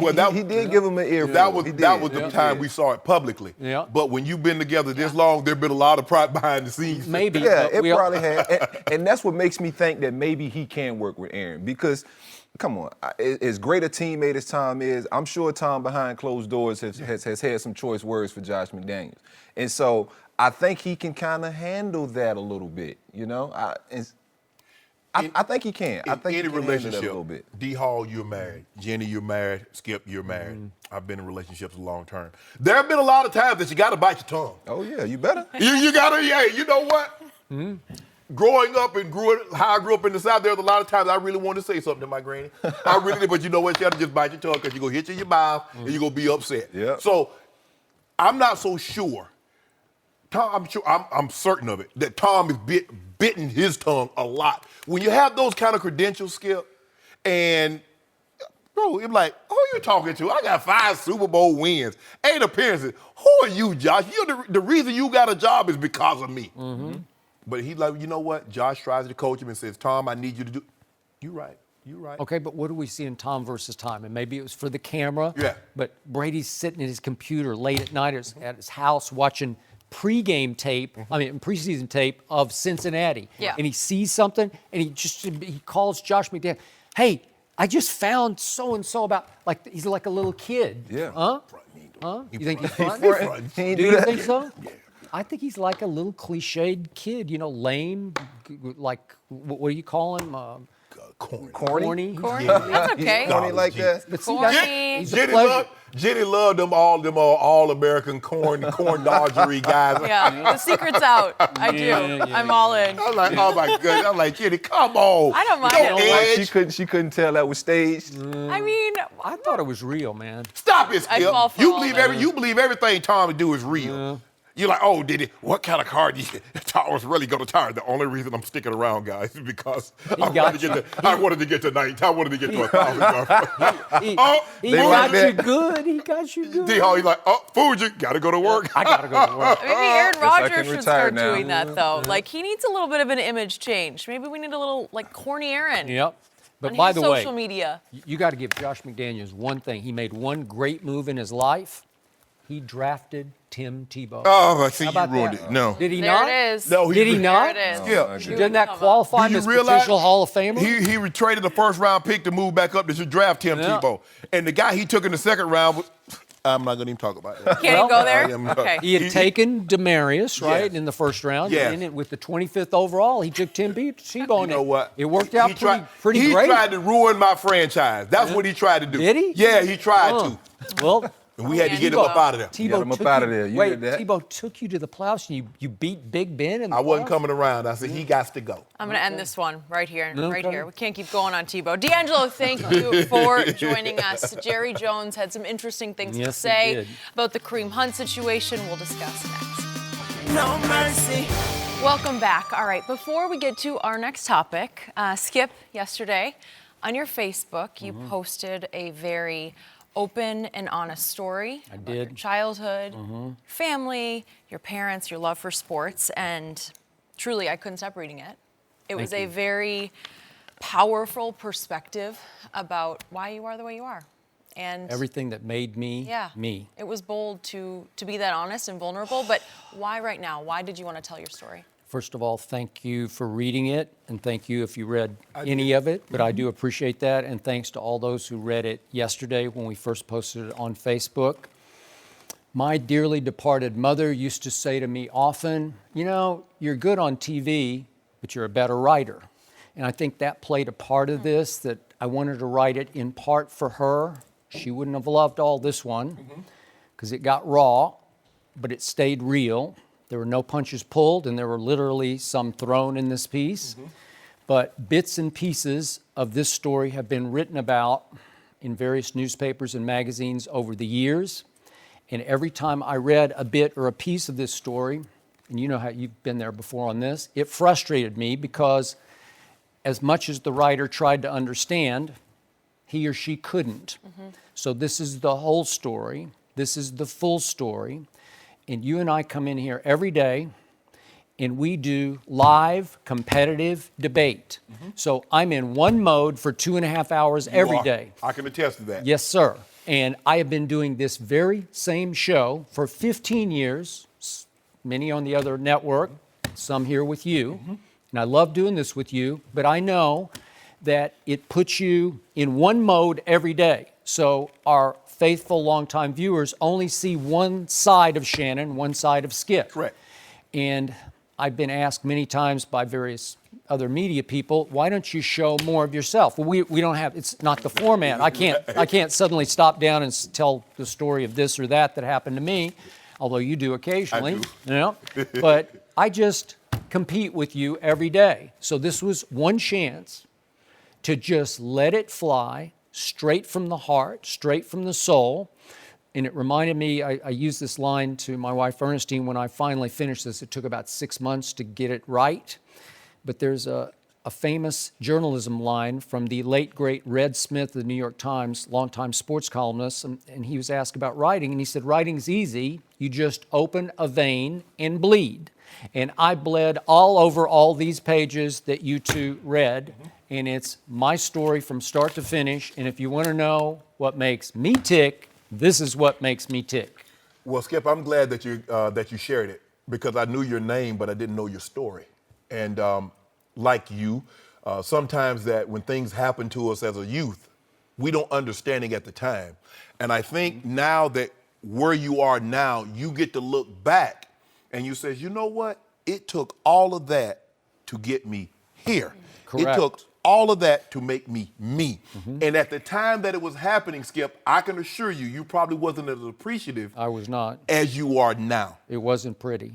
But I'm glad you shared it. I'm glad people get an opportunity, because the one thing that the questions I get asked more than anything else, what's Skip really like?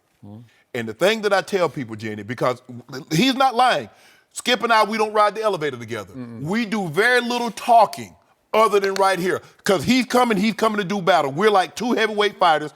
We're coming to fight it out in the debate format. I says, he's not like what you see when we debate. He's as good a man that I've met in my 50 years of living. Thank you. Appreciate that. And I think that's the highest compliment I can play him. I said, man, I didn't know what to expect when I first met him, but man, he's a damn good man. Appreciate that very much. And in closing, I would like to thank Jonathan Berger of our social media department, because he poured his heart and soul into making this happen. And the presentation he put together on my Facebook page is staggering to me, because it's magazine quality. So thank you, Jonathan, for that. Thank you for sharing your story, Skip. It was a great perspective. If you haven't seen Skip's story, make sure you do check it out on his Facebook page. We are going to move on to the Cowboys, because yesterday Jerry Jones was asked his thoughts on the Kareem Hunt situation. Hunt was released on Friday by the Chiefs. And last year, Jerry had to deal with a suspension to his star running back, Ezekiel Elliott. Let's take a listen. Yes, keeping a very close eye and have a keen interest in how that is playing out. But we're no different than the other 31 teams in this respect, or 30 teams, not including Kansas City. But very interested. It's a challenging area of what we're about. Everyone has no tolerance for domestic abuse, zero tolerance for domestic abuse. Shannon, do you like Jerry saying this? No. Jerry Jones is the last person. Hold up, wait a minute, Skip. Jerry Jones says everyone has zero tolerance. He has zero tolerance for domestic abuse. He signed Greg Hardy. Good point. Touche. Jerry, and when him. people question you about it, you said the authorities had adjudicated this matter and Greg Hardy was free to go about his business. So in other words, you have zero tolerance when it doesn't affect you. Yep. When you can gain something for it, because you signed Greg Hardy, because the year before, Skip, he had 16 sacks. Greg Hardy did. He was in his 20s. He was first-team All-Pro at the defensive end. Jerry Jones saw an opportunity to get a under 30 defensive lineman that had just come off a career season. Yep. So he had tolerance for domestic violence. He did. He had he didn't have zero tolerance. Right. Now, Right. Skip, this is not about zero tolerance. This is about Jerry Jones losing a very public power struggle with Roger Goodell. This is what he's paying close attention to. Roger Goodell, you see how this played out? Yeah. You mean to tell me you moved heaven and earth? You did all this investigative reports for old Zeke Elliott, but you didn't even bother a finger. You didn't lift a finger. You sent no one down to Cleveland. Nobody knew about this. It's being reported now. The police didn't even know about this tape, Skip, until the tape was released by TMZ. Yep. And so Jerry's like, whoa, wait a minute. Skip, this is about Jerry Jones losing this public battle, this public PR power struggle with Roger Goodell. Yeah. He tried to hold up Roger Goodell's compensation package after he had agreed to it in May. Once he found out Roger Goodell was going to suspend old Zeke Elliott, he wanted to pump the brake. He tried to elicit other owners to curtail Roger Goodell's power. I'm not so sure he wasn't planning to try to overthrow the commissioner. But once he saw he couldn't generate another success, a successful attempt, what did he have to do, Skip? He had to stand down. That shook him. The one thing I know about men, and powerful, successful men, You're right. they don't like to lose. Yeah. Ooh, he lost on the grandest of stages because he was proud of, I'm going to court. Roger Goodell can't do this to me. Yeah, he can, and he did it. This is what this is about, Skip. Kareem Hunt lost his job. Zeke Elliott lost 6 games. He did. And Jerry, you come, playing it. Looks to me that Kareem Hunt is a lot more like Zeke than we thought because there's a lot of bar incidences that Kareem Hunt was involved in that Roger Goodell didn't even take into consideration when they were handing out punishment for what Ezekiel Elliott ultimately got suspended for. Now, we can go back and forth. Did he do it? Did he not do it? But this is what I know. Commissioner Goodell could have easily suspended Zeke Elliott for 3 to 4 games for pulling that girl top down on that rooftop. And nobody would have batted an eye. True. So, Jerry, can you stop this? Stop pretending like you're holier than thou. Stop pretending like you care. Only thing you give a damn about is winning football games, and you will hire anybody that you believe that can help you win those football games. So miss me with that all of a sudden you care and you have zero tolerance about domestic violence. That was all extremely well said. I disagree with none of it, and I will be the first to tell you that as soon as he signed Greg Hardy, I said on national TV, I was ashamed of Jerry Jones for signing Greg Hardy.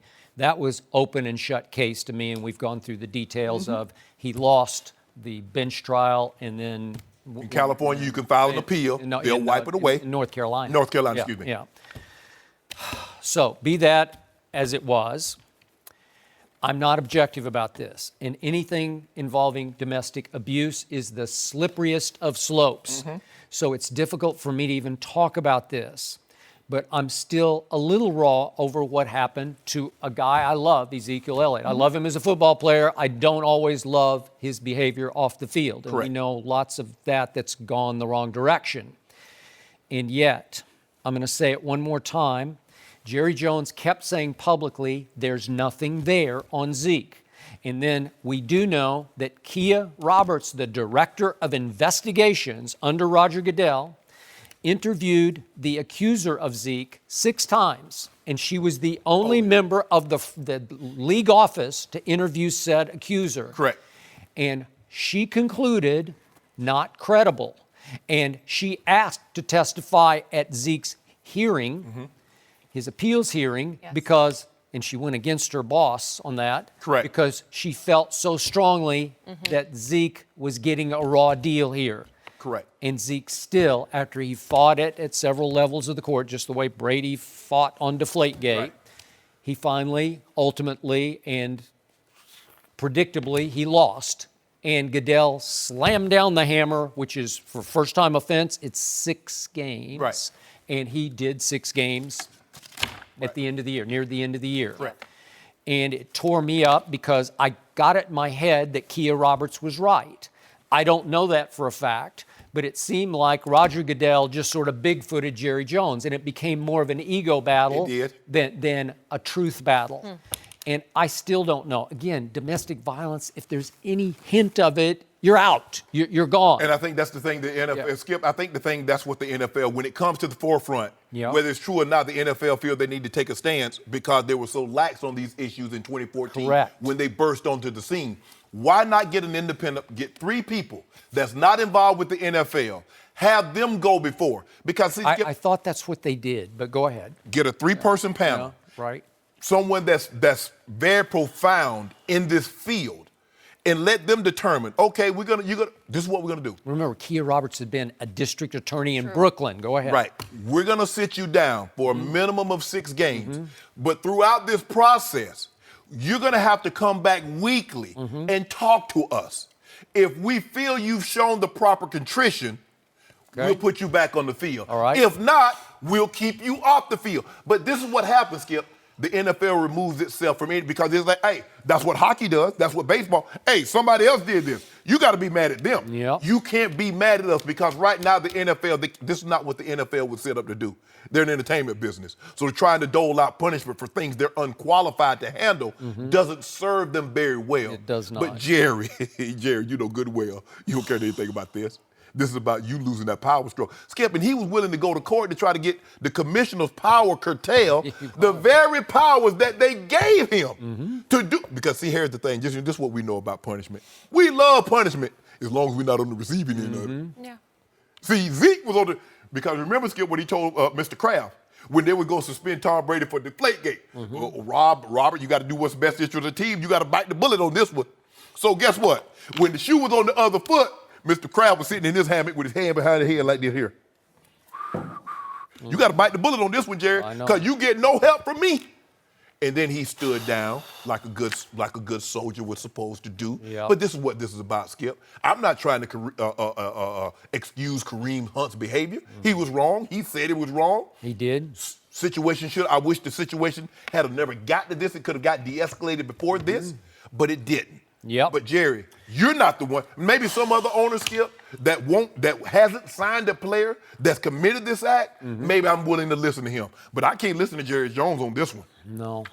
So Jerry was doing his weekly radio gig in Dallas, and he puffed out his chest, and he basically said, Roger, I'm watching you. That's what he said. I'm watching you.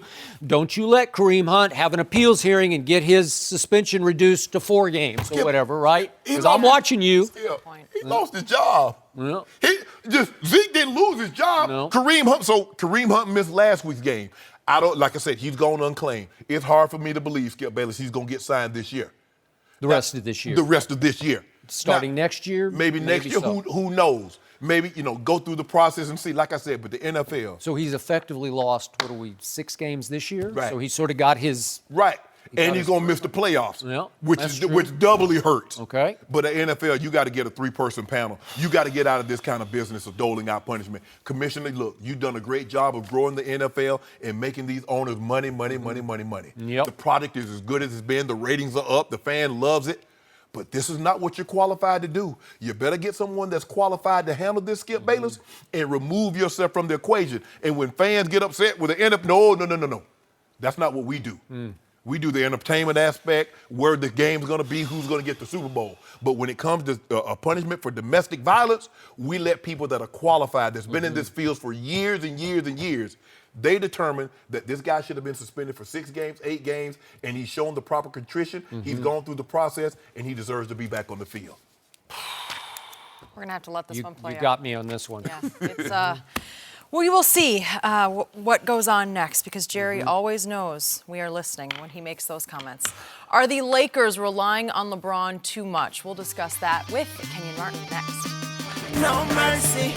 Well, the Lakers are on a 3-game winning streak, but a lot of attention is on LeBron's playing time. He's averaging the fewest minutes of his career so far this season. But Luke Walton even said, quote, "There's definitely times that I take him out and he seems frustrated." Kobe Bryant, Magic Johnson, they both said recently that LeBron might be doing too much. So he responded yesterday. Let's hear it. I don't know what asking me to do too much is, to be honest. I just play my game. I understand the logic behind it. I understand, what Magic and Kobe is saying, because we want to continue to grow the young guys. We want to see how much our young guys can grow and be the best, they can be. I mean, Magic and Kobe know who I am. I know who I am. They know what they're going to get out of me. That is, you know what you're going to get out of me every game. Am I going to play well every game? Am I going to shoot the ball well every game? No, but you know who I am, and when it's time to, when it's really, really, really money time, you know who is going to be there. So, we got guys that just want to continue to develop, and guys that continue to, get better and better just from experience. They haven't had a lot of experience. So I think that's, people are trying to blow it out of proportion, like, okay, why do you have LeBron if you don't want to use them as much? Guys are just, they don't understand the logic behind it. Now joined by FS1 NBA analyst Kenyon Martin. Kenyon, thanks for joining the show today. Welcome back. It's been a while. Good to have you. It's been a while. So when you look at this situation, are the Lakers relying too much on LeBron or not enough? I think they are relying on him as much as they need him. If they wasn't relying on him how they need to, then they wouldn't be 14-9. They wouldn't be on a 3-game win streak. He's averaging 35 minutes a night. That's not like he's playing 22. Right. Like he's playing less minutes. Like it's not a significant difference there. When he's out there, he's going to be himself. Like he said, he's going to play his game. He doesn't know no other way how to go about it. Those other guys have to fit in my opinion. It is, and he mentioned it's a fine line. Do I take the game over while suppressing Ingram and Lonzo and Kuzma? Or do I let them figure it out and then we lose and then everybody says, well, LeBron, why don't you take the game over? You're the best player in the game. So he's constantly trying to walk that tightrope. But at the end of the day, he has to be him. What made him great? And what makes him great is not only can he score the basketball, but he's willing to facilitate. Yeah. Sometimes he's willing to facilitate to a fault. Yeah. It was like Bron. In that situation, Bron, hey, don't look to get anybody else involved. Mm-hmm. You take it over. And he's constantly having to deal with that. And I get it, he's like, bro, I pay all this money. It's reported that he pays $2 million a year for trainers and cooking and physios. He's like, I gear myself to play as many minutes as absolutely necessary. On some nights, it might be 30. On other nights, it might be 40, 41. So don't just because, we're going to just play LeBron 35 minutes. He's like, nah, I'm good. Because I played the most minutes the last 2 years, and then it came playoff time, I played the most minutes in the playoffs. So I'm good. But Luke and Magic is thinking like, well, bruh, you in year 16. He's like, so? I'm going to be in year 17, year 18, and I'm still going to be cooking folks, get them 38, 39 minutes a game if I need to. You know what it is? Luke is a newer head coach, and these younger players have been pacified and babied and all that. That's what they used to. Right. LeBron cut from a different cloth than those guys. Okay. He's going to do whatever it takes to win. Right. He wants to be out there to do that. He's not going to let them pacify him. He's not going to let them baby him when not necessary. If he needs a break, I'm pretty sure he'll go to them and be like, listen, I need a couple minutes, or I need a game, or whatever the case may be, or I need to go back down to Miami like he did in Cleveland for 2 weeks and rejuvenate. You know what I'm saying? Whatever the case may be. Okay, so but I don't think he's going to allow it. This man sitting to my left was cut from old school cloth. He was a tough guy. And I look back at your minutes played. I look back at 03, 04. You made the All-Star team that year, and you averaged the career-high 35 minutes a game. Not huge minutes. Were you exhausted from that year? Did it wear you out? I'm going to doubt it, but you tell me. Nah, not at all. I mean, you don't even remember. I was young. Right? I was younger than him as well. That's correct. But not at all. So LeBron James has come to L.A. without a bona fide co-star, right? Is there even a second banana that we can see yet on this team? No, they're a bunch of talented kids. They're talented kids, but they're still just kids. They're still trying to find their way. And then there are a bunch of cast-offs, and some of the cast-offs got some game. JaVale has just stunned me with what he's brought, and Tyson Chandler is bringing a whole lot as a defensive anchor to this team. So it's young and it's old, but in the middle is that guy, and he is still that guy. You still think he's the best player on the planet, right? Yep. He is still the king. So to me, he looks great. His body looks good. I'm going to knock on wood for him because he's never had a major injury in his career. So it's not, there's nothing he has to baby through, right? I got a bad knee. I got a bad shoulder. My back, I guess his back sometimes bothers him a little bit, but it doesn't seem like it's They've been chronic. carrying franchise for 16 Well, years. Of course he got a bad back. Right? All right. So given all that, I don't know why he wouldn't average higher minutes. It's just what he came here to do. I know he's in his 16th year, but you said he's got a big store of vibranium, right? A big stock of it, right? Yeah. So that works, right? Definitely. $2 million a year, he should be able to play 40 minutes. Okay. Well, so I got no problem. And we talk about ball in his hand. I want to see the ball in his hand just like every time down the floor because he was born to have the ball in his hand. It's what he does. He initiates. He does score some, but he can facilitate. It just should all work through him. He should be the point guard. So I don't have any problem with that until, let me finish this. Don't ever bring me the excuse once you hit the postseason that he's tired. I don't want to hear that because he shouldn't be tired in the postseason. Like the excuse is gone away, and Luke's kind of taken the excuse away from him because he's pulling him for a couple of minutes every fourth quarter to try to keep him fresh, right? But here's the thing. If LeBron James were to accept playing these 30, 35 minutes and they lose, what is everybody going to say? See, I told you. Yeah. He didn't come to win. This is a business. Vacation. It's a business He came trip. to be Michael B. Jordan. Who said that? Don't worry about who. I don't know who said it. That's a good line. You told me not to speak for you, so I don't know who said it. But now he wants to play more. Yeah. He wants to win. Well, see what LeBron he won't let the young guys grow. So what is he to do, Skip? How does he make everybody happy? Sure, it'd be great for him to play 32 minutes, average 35 points a night, shoot 50+% from the floor, and instead of being 14-9, they be 20-3. but that's not realistic. Well, if you're the best player on the planet, I think it's very realistic. So when Kevin Durant's the best player on the planet, why did they go 7-7 without Steph? Well, he's had some big issues going on with one of his teammates. Well, you can't have issues. If you're the best player, you're supposed to be able to overlook that, overcome that. Really? My guy, they've been talking about him. I'm sure everybody didn't get along with him, but he just go out there and do his thing. Well, he does do his thing. Well, in a lesser conference, but I won't start there. Ah, Where you at True. right now? I get it right now. Good point. I get it, but year one. Let me ask you a question. Listen, year one. Let me ask you a question, K. I want your honest opinion. Yes. Was LeBron James the best player in the Eastern Conference or the best player in the NBA? Best player in the NBA. Okay. But it helps when you're in the Don't do Eastern. that, Skip. Why you? Really helps. So when Michael Jordan was in the Eastern Conference, When it Best was player the in the NBA. West, it was the equivalent of the West. Magic Johnson was the best player in the Western Conference when they really only had a couple of teams, Skip. That's true. I'll give you that. We're not talking about Magic Johnson, Well, why we not? even though he's LeBron's boss. But Okay. right? LeBron, guess what? In 10 years from now, LeBron's going to be somebody's boss. I think he's going to be bigger than a basketball team's boss. He's going to own the world. Yeah, he's going right? to own the NBA team. Yeah? Yeah. Well, he might. They say he's worth like $500 million right now. So I'm good with all this until I hear LeBron brag about, and this is the quote, last year I played every single game, then he repeated it, every single game. Who cares? Whoa.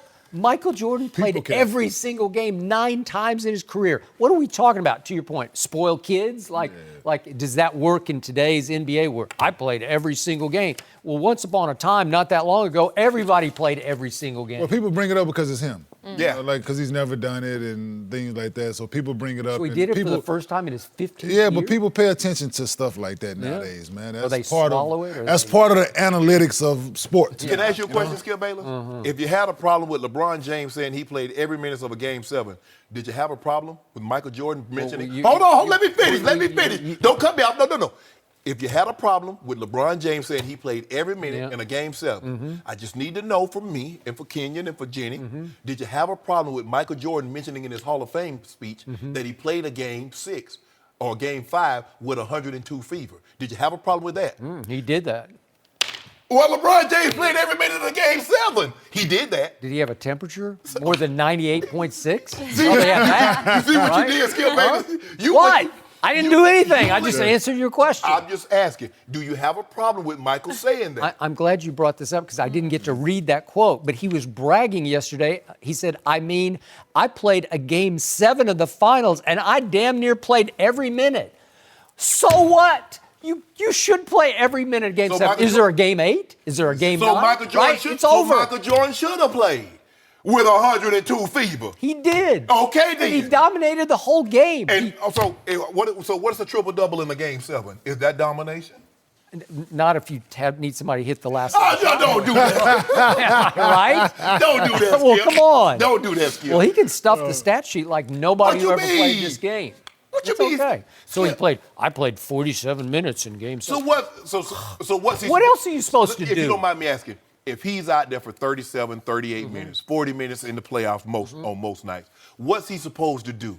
So you know what? I don't want this assist because if I get a triple-double, I don't want this rebound. People are going to say I'm stuffing the stat sheet, and all I care about is that. I don't care about the playoffs. I care about some Tuesday night at Orlando when he used to be in Cleveland, and he would play 42 minutes and have a triple-double, and I'd say, you were ahead by 35. But then why you just complained about him not playing enough minutes? Okay, that was in Cleveland. That's when they had the cakewalk to the finals, and then I would have to hear in the postseason, he's running out of gas. When you heard that? Baloney. Don't do this. No, he's not running out of gas. He plays the most. Or did he leave his gas in Orlando on that Tuesday night? He plays the most minutes in the playoffs every year, Skip. Okay, that's fine. But the last 2 years, he played the most minutes in all of basketball. And still put foots in folks. Well, in the Eastern, he did. Now it's a new what? ball game. You know what? He got to be out there, man. Listen, Thank you. he's gonna play the minutes. He has to be out there. Yes. In order for his teams to be successful, he has to be on the floor. You make it seem like that B.I. and Kuzma is KD and Anthony Davis. I didn't say Not that. quite the same. Yeah, exactly. So he got to play. Although when he says when the money's really Really on the there. time, you know who's going to be there? And I'm thinking, Kuzma? I You don't know what, Skip, baby? On that note, You do know. Kenyon, thank Wow. you for joining us. Why is Klay Thompson taking more shots at the Cavs? We'll discuss Here we next. go. No mercy. The Warriors play in Cleveland tonight, but Klay Thompson was recently reminiscing about 2016. If you remember, the Cavs won the title then, trolled the Warriors at a Halloween party that included tombstone cookies with Curry and Thompson's names. The Warriors won the next 2 finals against the Cavs with the addition of Kevin Durant. But leading up to their matchup tonight, Klay was asked about 2016. He said, "Oh, yeah, that was funny. Look how that turned out. Shh. Bums, that was crazy. I forgot about that." Well, look at what pettiness gets you. It gets you 1-8 in the finals. Idiots. I'm just still thinking about him. Oh, yeah, 2016. Remember that, Shannon? Were those comments inbounds, out of bounds? Klay. It's out of bounds. Klay talked real big after he got a 7-foot monster to join up. See, what Klay fails to realize, now you remember after they won him the first time and Klay Thompson at the parade and Draymond was out there, who won the title? Did we win the title? Yep. Did they win the title? No. I ain't nobody say anything. Klay didn't say a word. When Draymond got suspended in Game 4 for saying what he said, what did Klay Thompson say? I guess LeBron's in his feelings. I guess, we got to be careful how we talk to grown men out there. Oh, now, when the shoe got to be on the other foot, when LeBron chased you down, 73-9, up 3-1, and they have a little fun with it, now it's a problem. Now they trolling. Now they idiots. You get Kevin Durant. The one thing we know about the Warriors and Klay Thompson and Draymond, they the front runners of all front runners. You talk about LeBron's a front runner. You might say Tiger Woods a front runner. Nobody front run like them. Because they wasn't doing all this talking when they got chased down. Now they got a 7-foot monster. They got the second best player in the NBA that can erase a lot of mistakes that they make. And now Klay want to stick his chest out. But I want you to have that same energy, Klay, if Kevin Durant were to leave. Forget if he goes to the Lakers. He can go to Brooklyn. He can go to the Knicks. He can go to D.C. I want you to have that same energy, Klay. I want you to talk about how people are idiots when you're not the overwhelming favorite every time you step on the court because you have 2 of the 5 best players in all of basketball. And when you go into a series, you always going to have 2 of the best 5. Especially, you might have 1 and 2 if you face someone other than a LeBron-led team. This ought to be beneath Klay. But it's not. He front run. So, first of all, I want to go back to the Halloween party because I said the next day after we heard about the Halloween party, that was Tom Brady-esque because that was corny, that was lame, that was nerdy. It was, and you know it, and I know it. Cookies, like tombstone cookies? Rest what? in peace.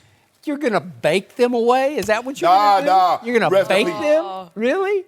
Come on. You know and I know. You would not, as a Denver Bronco, you would never have celebrated with tombstone cookies. Put them to sleep. Of the Packers or whoever it was. Put them to sleep. Yeah? Yeah. Come on, stop it. Seriously? Graveyard. Okay, so that's one part of this. But now back to Jenny's question. I'm with you. This was out of bounds because this is beneath your dignity.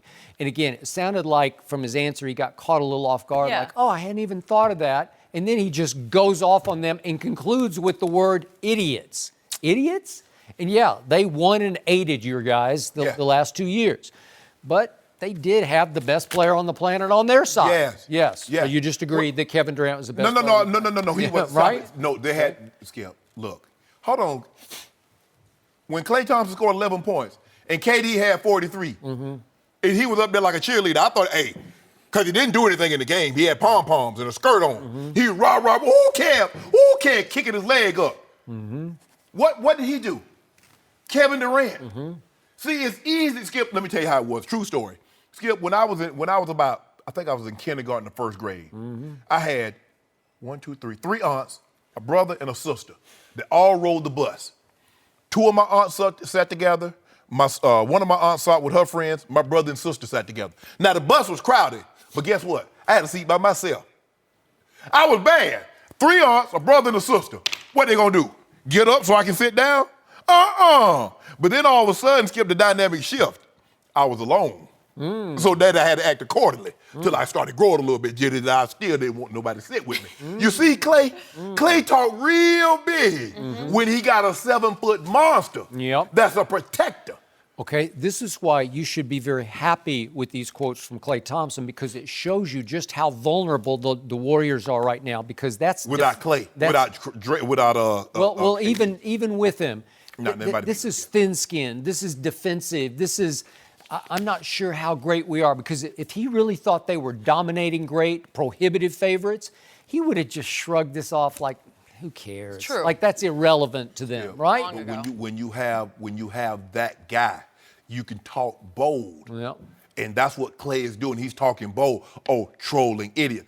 Nobody front run like them, Skip. You know they be key. You remember when Steph Curry, after they beat them the first championship, they came back. Oh, the room still smelled like champagne. Mm-hmm.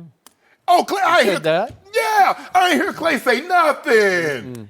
But now all of a sudden, you had an opportunity. They still upset, Skip. 73-9. You're going to go down as the greatest team ever. That was the greatest season ever. You capped it off with the championship. Yep. Now, the Bulls 72-10 team is still thought of as the greatest because 72-10, finish it up with a championship, is better than 73-9 and getting chased down because right as we currently speak, Skip, that's the greatest collapse in NBA Finals history. Correct. That's what's on their resume. And Klay, no matter what you say, you can say they're idiots, you can say they troll, you can't wash that one away. Nope. You got to wear that one. Yeah. You know, I'm starting to think LeBron's new team has got a shot against the Warriors this year. Skip healthy, nobody beating them. I don't know. Interesting. Well, speaking of those Warriors, Kevin Durant had some unbelievable things to say He sure did. about LeBron. We'll tell you next. No mercy. Let's get to the Lakers. The speculation is LA will get LeBron, another superstar to play with next season, and it could be Kevin Durant. But KD told Bleacher Report that the environment around LeBron is, quote, toxic, and the attention from the media and fans is, quote, BS and fluff, but it's not LeBron's fault. He added, LeBron has so many fanboys in the media, even the beat writers fawn over him. Shannon, what is your reaction? Skip, this piece was written. I think the interview was done a couple of weeks ago, maybe even a month or so ago, and basically he's talking about what comes along with playing LeBron, and it is Tyson Chandler, Skip, before he was on the Lakers. He says if you've got LeBron, you've got to make it all about LeBron. Yep. You've got to be able to coexist with that and fit with that. And you do. No one will ever say this team lacked leadership because LeBron's the leader. They will say if you are a star player and you don't play well, you will get called out. That's just the way it works. I mean, you with Tom Brady and you don't, Tom Brady rarely gets called out. It's like, well, he doesn't have any receiver. He doesn't have any help. Guys have pianos on their back. And Kevin Durant says, I just want to play basketball. I don't want the hoopla. And that's what comes with LeBron. It's not easy playing with a guy like LeBron. I can assure you, it wasn't easy playing with Michael Jordan. It's not easy playing with Magic Johnson. When you're talking about the best of the best, Skip. And rarely did someone playing with Magic, did Magic get the blame? Or playing with Michael, did Michael get the blame? And that's just the way it is. It's not a very, and he said, Kevin Durant used the term toxic. It can be because you get guys all of a sudden getting upset and they think and Kevin made it abundantly clear, it's not LeBron's fault. LeBron is not asking that the media fawn over him. He's not asking that the fans celebrate him the way they do. That's just the way it is. And it's a very, very tough situation to be a part of. But that don't mean that. See, I know what you're thinking. How do you know? Yeah, Have I spoken yet? I haven't said a word. What are you thinking? So what I'm thinking is that Kevin Durant once again has bitten the hand that often feeds him because he has taken a big shot at the media here. And he's done it before and he'll probably do it again.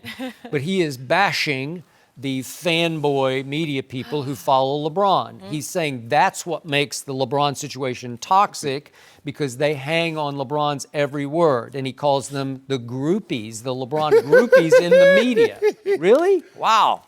So I know something about these groupies because I know a lot of them personally, and I fought their tidal wave for years as being seen as the counterpuncher to the fanboys, if you will. But the point is, Kevin is only talking about that's the problem with playing with LeBron. But again, he's not burning his bridge to come to LA because he's just scoffing at this. But the real, the corollary to this, what others have an issue with is the Paul Georges or maybe the Kawhi Leonards, they don't want to play with LeBron for a very different reason, because they would be the co-star. And because of these fanboys, these media groupies, they're in harm's way, because if LeBron fails, the media tends to blame the co-star, the second star, the third star, the Kevin Love. Kevin Love was saintly for what he put up with through those years in Cleveland, because everybody, and again, you were quick to jump on him, and he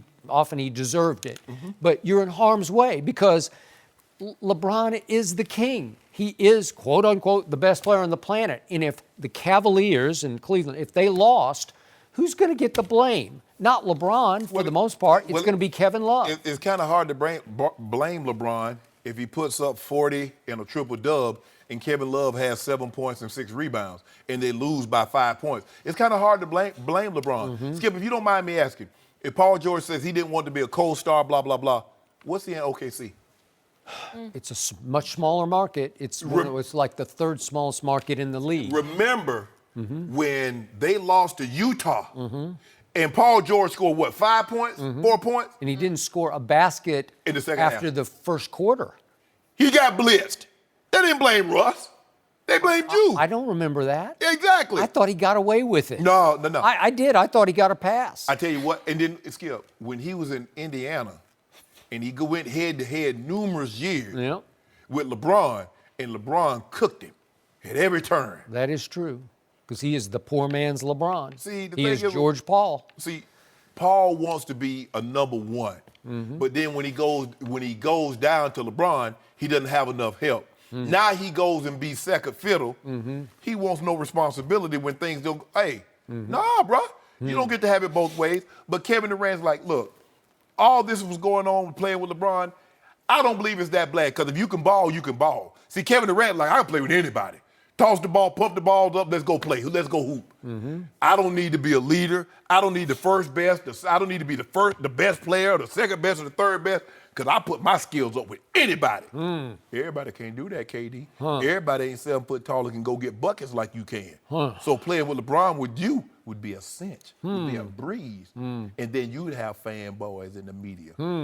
Well, then LeBron would be the second best player on the team if Kevin came next year. Why well, he would. Why you want to do that? Well, you want LeBron to be LeBron? Nobody has had a run longer than LeBron as the best player. There's another quote in this piece by Rick Bucher, which is excellent. I recommend it. But there's a quote from Trevor Ariza, and he's saying, I'm going to paraphrase it quickly, but he's saying that anyone with LeBron's skill set, such as that guy number 2 up in Toronto, or Paul George or Jimmy Butler, where they play sort of what LeBron plays in that position, that they want no part of LeBron, because it's just too hard, because he does everything they want to do. Yes. Okay. That's the thing.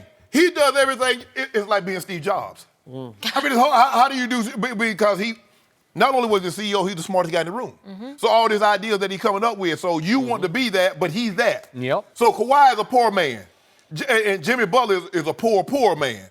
And Paul George is a peasant doing what LeBron does. I'll buy that. So what are we talking about? Now, KD, old Slim Reaper. Yeah. Slim Reaper. Old Slim Reaper. Best player on the planet. No, let's see, Skip. Well, you had it. You got to miss me with that. You always get right to the edge, and then you pull back. Skip. And y'all need to stop this trying to drive a wedge between KD and LeBron. We homeboys. Yeah, we kick it when they come here. Really? Yep. I'm a KD fanboy. Yep. I think Me too. I might be too. Yeah. Are we part of the problem? Yeah, we go to Opera. Ain't that the name of the place? Opera? That other place out there in Beverly Hills? Oh, yeah, Opera. Yeah, we go there and kick it. You guys go there? Paparazzi. All right. Go to Walters, too. You can invite me next time. Will LeBron dominate Skip's Spurs tonight? Do we have to do this? We're doing it. That's next. No mercy.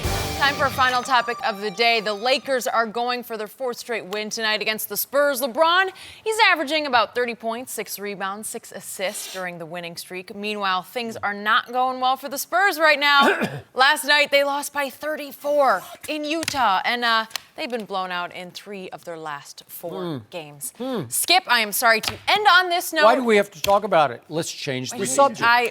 No, we got to know how badly will your Spurs lose? Let me predict that tonight LeBron James will have his first ever quadruple double because he will have 10 steals against what's left of my Spurs. Yes, he will. My Spurs have lost 3 of the last 4 by 30-plus points. They've lost by 39 at your T-Wolves.